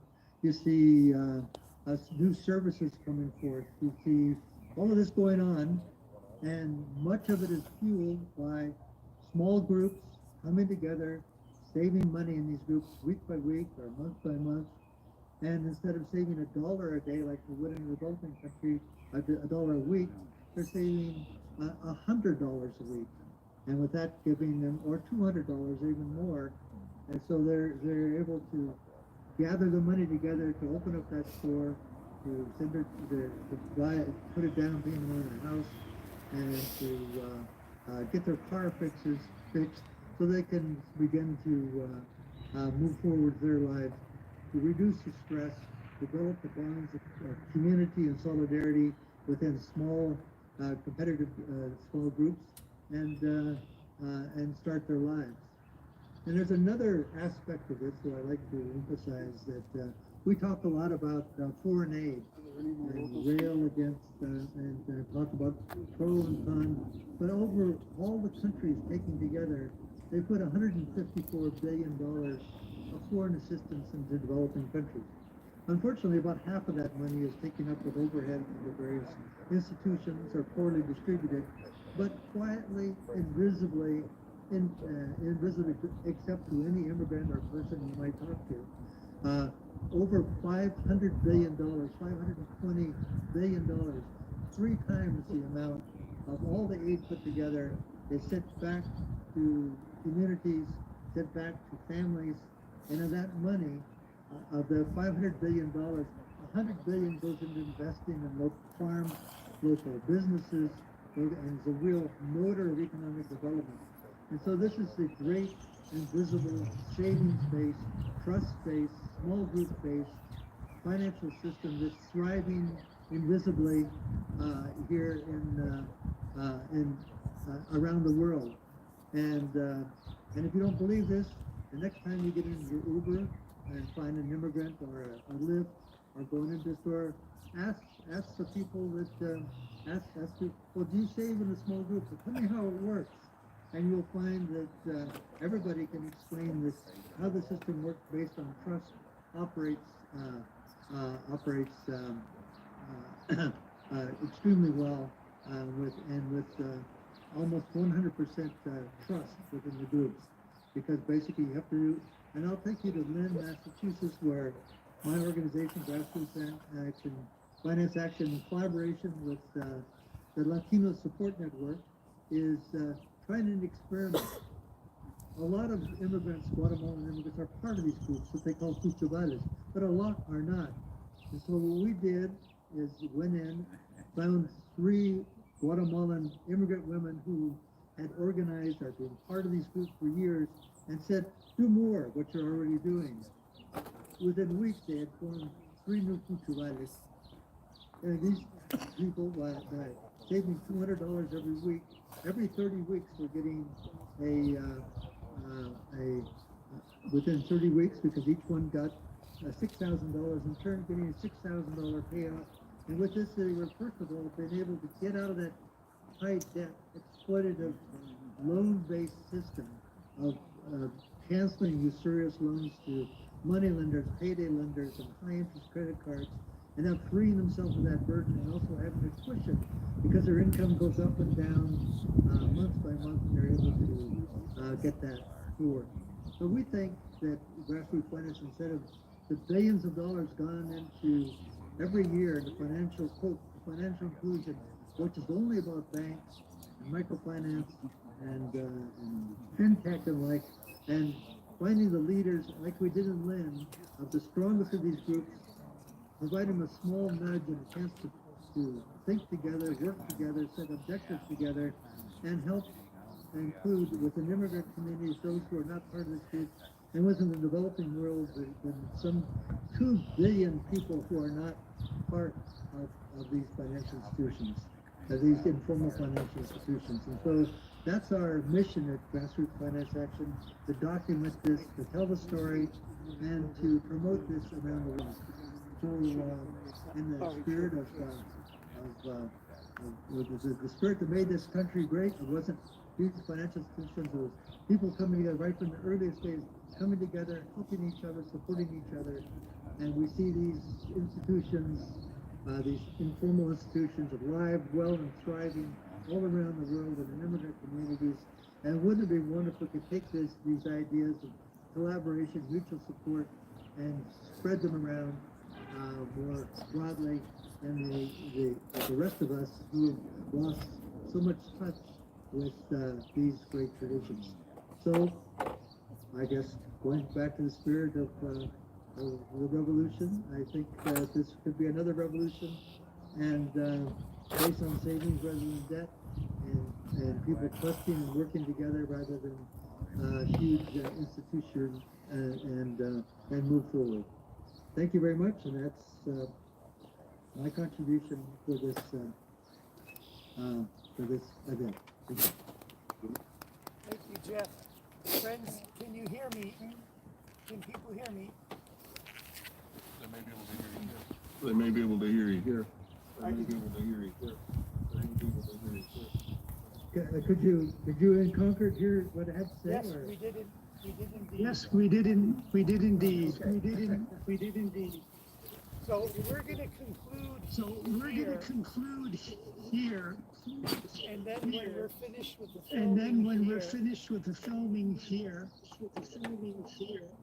I'm going to ask Huda to introduce any of the last monetary speakers. monetary speakers. So friends, can we gather here in a So circle? friends, can we gather here in a circle, those who wish to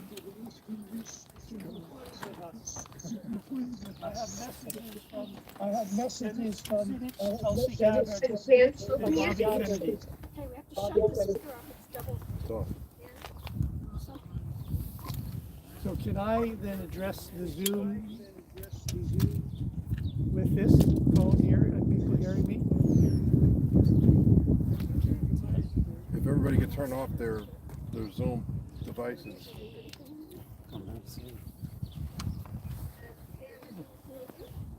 So let's gather here in a circle.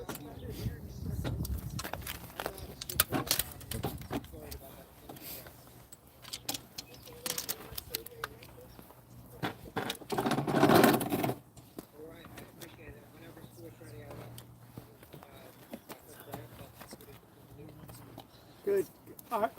Can folks hear me? If you turn your volume down on your phone, then that'll be work better. Udo, can you hear me? Okay, so I'm bringing messages from Tulsi Gabbard, Dennis Kucinich, and Bobby Kennedy, as well as Jill Stein, who is a Green Party presidential candidate. Sorry, So if we can gather together, we're coming to the heart of our labors. And that is, as Chris Crawford, who was the Libertarian Party candidate for treasurer here in Massachusetts, as Chris said, the party system isn't working. It's broken. The way we've described it is the party's over and the citizens movement has begun. It actually was over, I would say, with Washington's farewell address when he spoke of the baneful effects of the spirit of party. And with Ben Franklin's great and extensive project, his United Party of Virtue. So I have some tidings to bring. I'm going to begin with Jill Stein, who, as I mentioned, was the Green Party presidential candidate. And this is what Jill has written. Just one moment. Friends, it is an honor to send words of support to this gathering of visionaries on Patriot Day. I apologize I can't be there in person due to prior commitments, but I want to thank you so much for launching this urgently needed movement to revive the spirit of public service. In so doing, I want to acknowledge that this spirit is missing in action in so much of our public life today. In the interest of help to fix this problem, I want to connect the dots to an elephant in the room, namely the crisis of our democracy.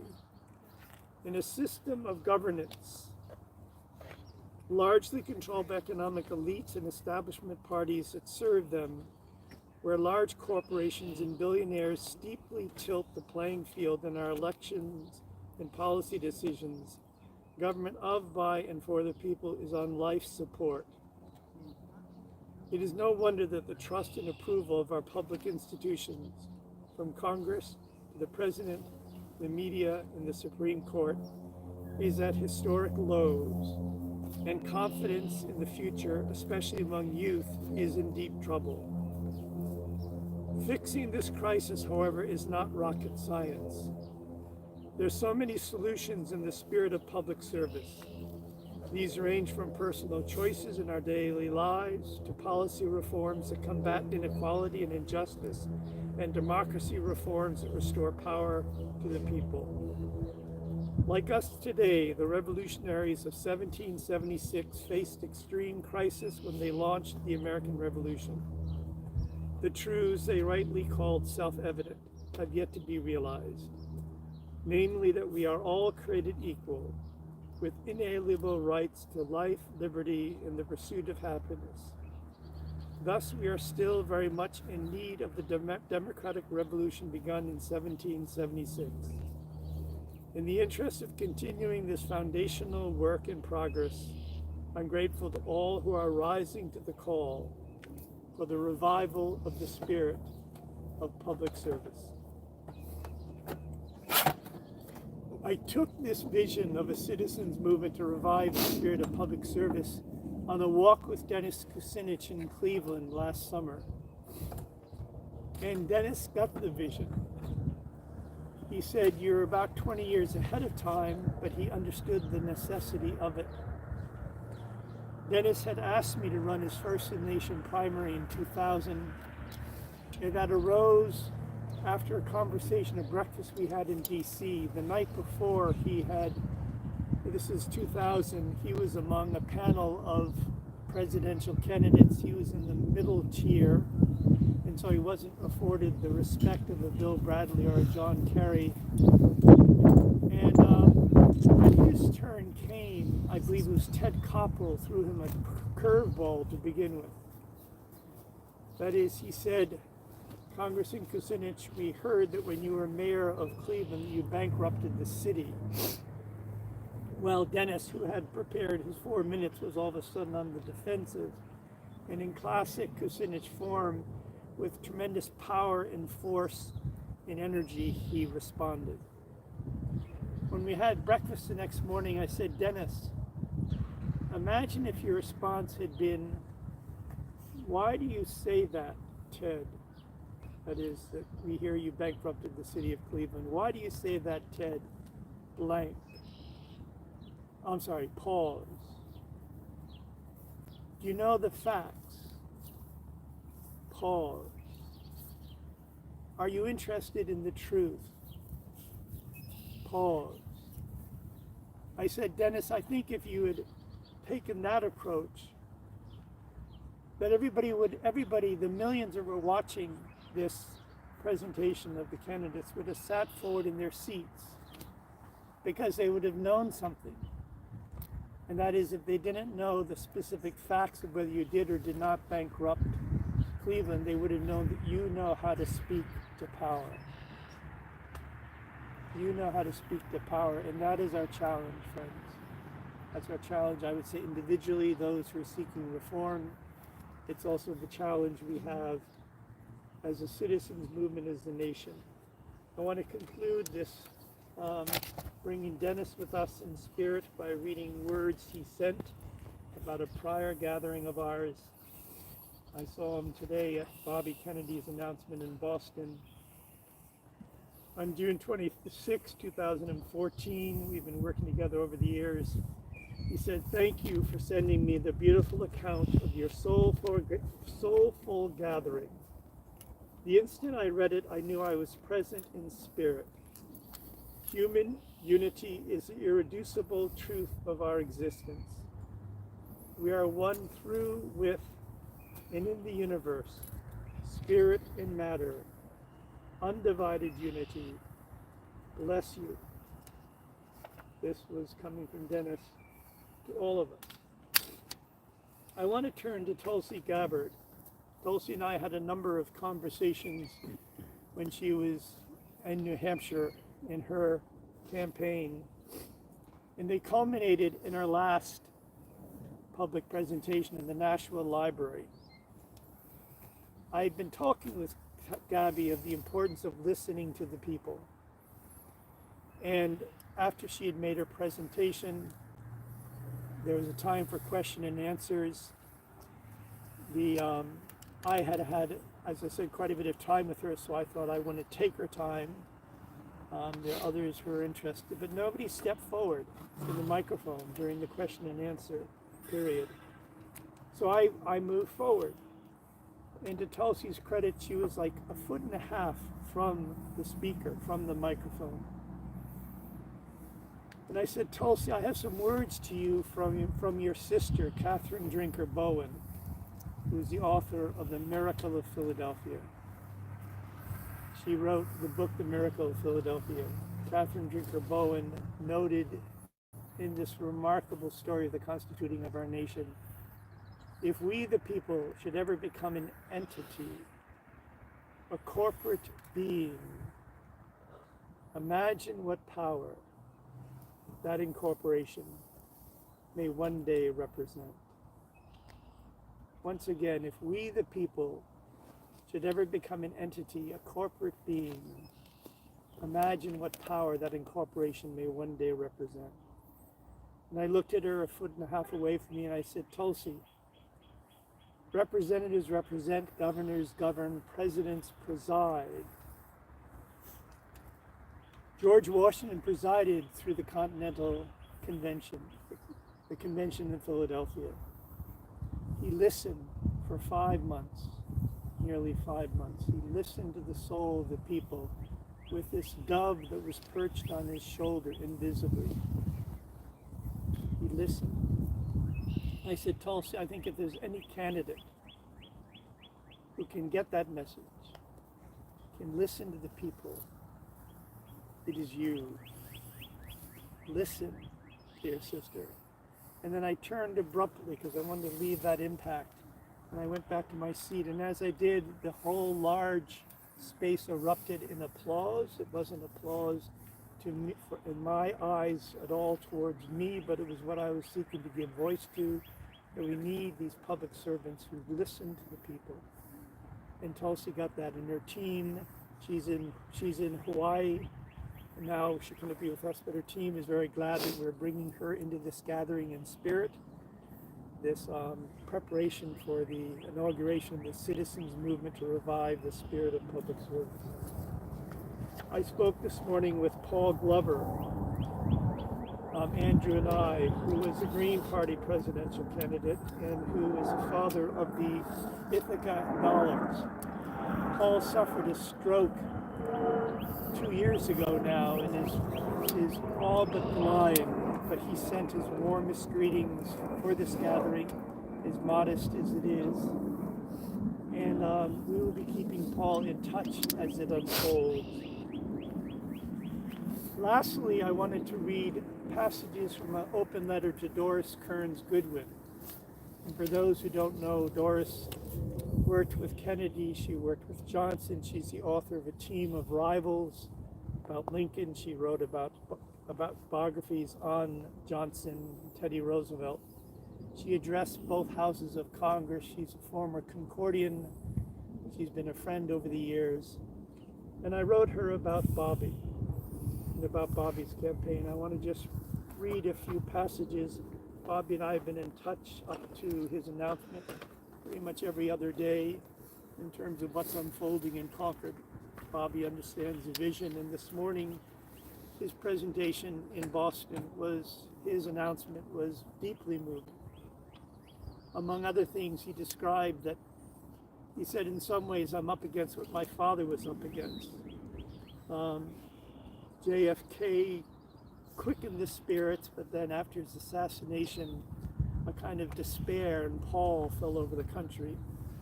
That the support he had from JFK had from the labor unions had virtually disappeared with Bobby. And Robert F. Kennedy Jr. went on to describe the uphill battle that Bobby was facing that we all know very well today. We're sort of at the pinnacle of that. But he said Bobby, his father's resounding message, and he was there when the body was taken back to D.C. to be laid beside his brother in Arlington Cemetery, that Bobby's resounding message was the people need to hear the truth. The people need to hear the truth. And so Robert F. Kennedy Jr. described this morning that he went out to Kansas to all of these farm folks who were pro-Vietnam and so on and so forth, and hardly one would think a receptive audience but he brought to them nothing more and nothing less than the truth. And there were about 20,000 people that were gathered. And one of the individuals who were there said the applause that erupted, exploded from these heartland, simple folks, farmers, all Americans, for this liberal Robert F. Kennedy. It almost, the roof almost came off the building. But this was the response that he got when he offered the people the truth. When he offered our fellow citizens the truth. So this is a passage from my letter, an open letter to Doris Kearns Goodwin. I'm not going to read the whole thing. This is beginning to circulate. It begins, Dear Doris Kearns Goodwin, is everybody okay? Those friends with the words that Bobby said, Robert Kennedy said when he was shot.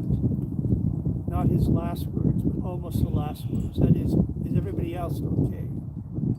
I've been shot, but is everybody else okay? Doris, I write on behalf of the father of our nation, Generalissimo George Washington, his blessed consort Phyllis Wheatley, their kindred spirit, old Ben Franklin, and his great and extensive project, the United Party of Virtue, as well as on behalf of your old friend Abraham Lincoln, the most lowly among his team of rivals, who indeed offered up his own last full measure of devotion on Good Friday itself. I write, that is, Doris, on behalf of we the people, the citizens' movement to revive the spirit of public service, on behalf of Bobby himself. Many are called, few are chosen, and fewer still make the choice. Can you imagine, Doris, that our Concordian friendship over the decades may have been in service, public service to this moment? That is, old friend, to this open letter, this offering.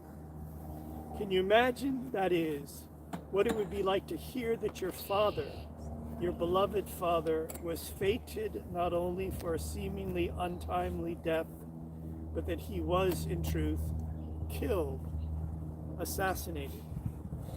Because if you can further imagine, if you can put yourself in Bobby's heart, because not only of what he, such a father, stood for, one nation, under God, indivisible, with liberty and justice for all, but for what your, such a father, was also prepared to lay down his head, offer up his spirit, his own last full measure of devotion.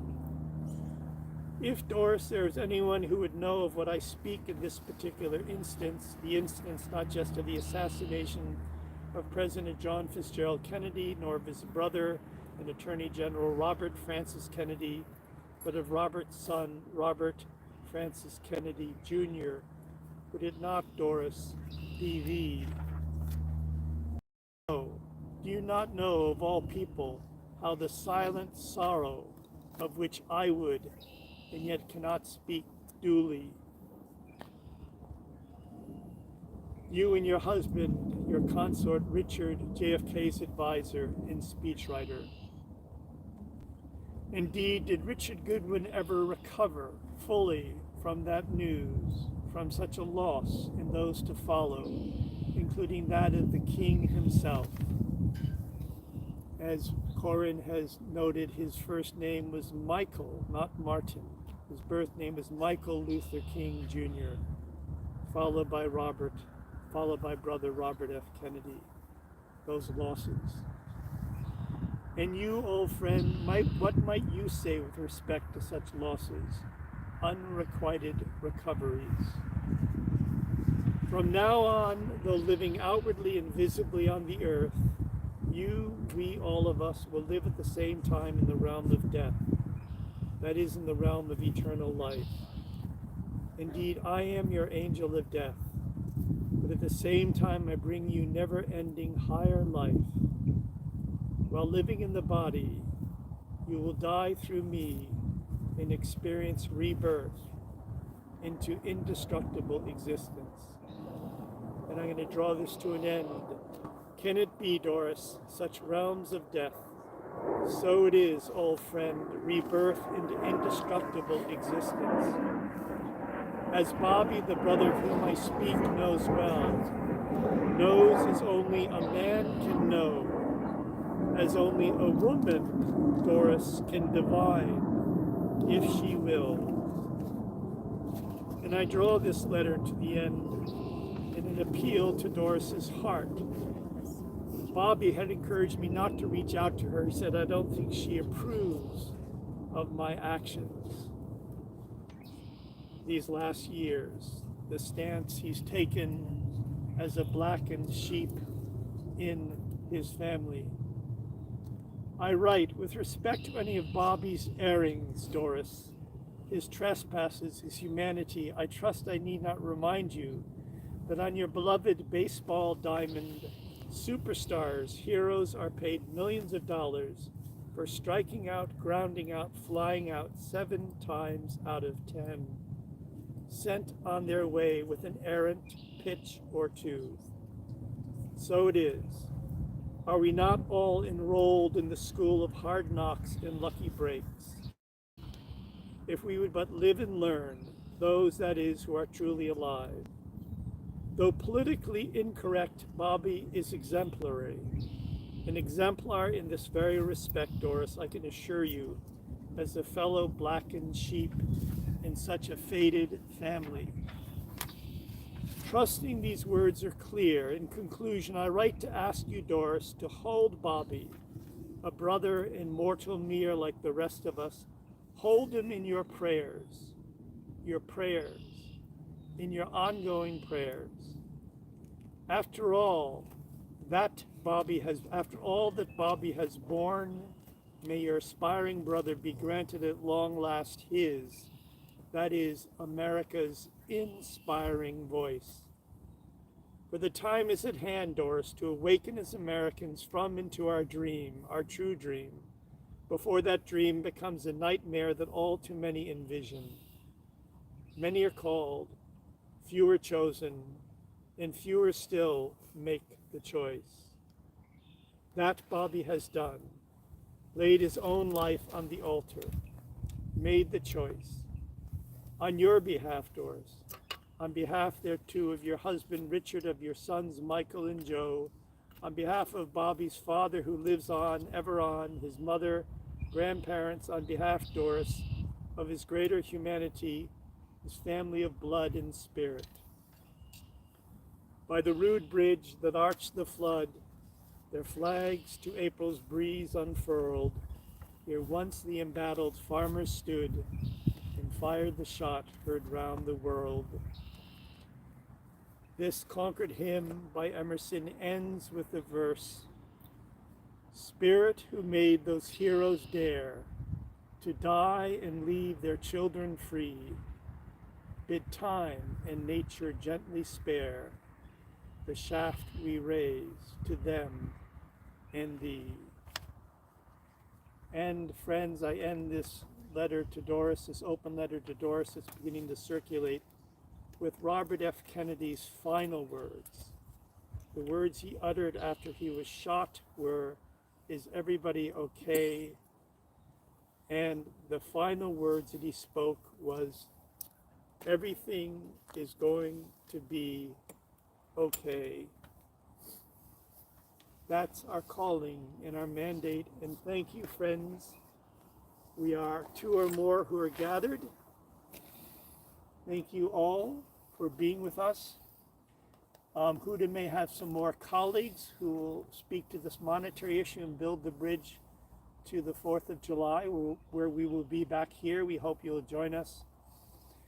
And the role I'm playing in this unfolding drama is I have stepped forward as nothing more than a placeholder and standard bearer, nothing more than a standard bearer and placeholder for constitutional president of the United States on behalf of we the people.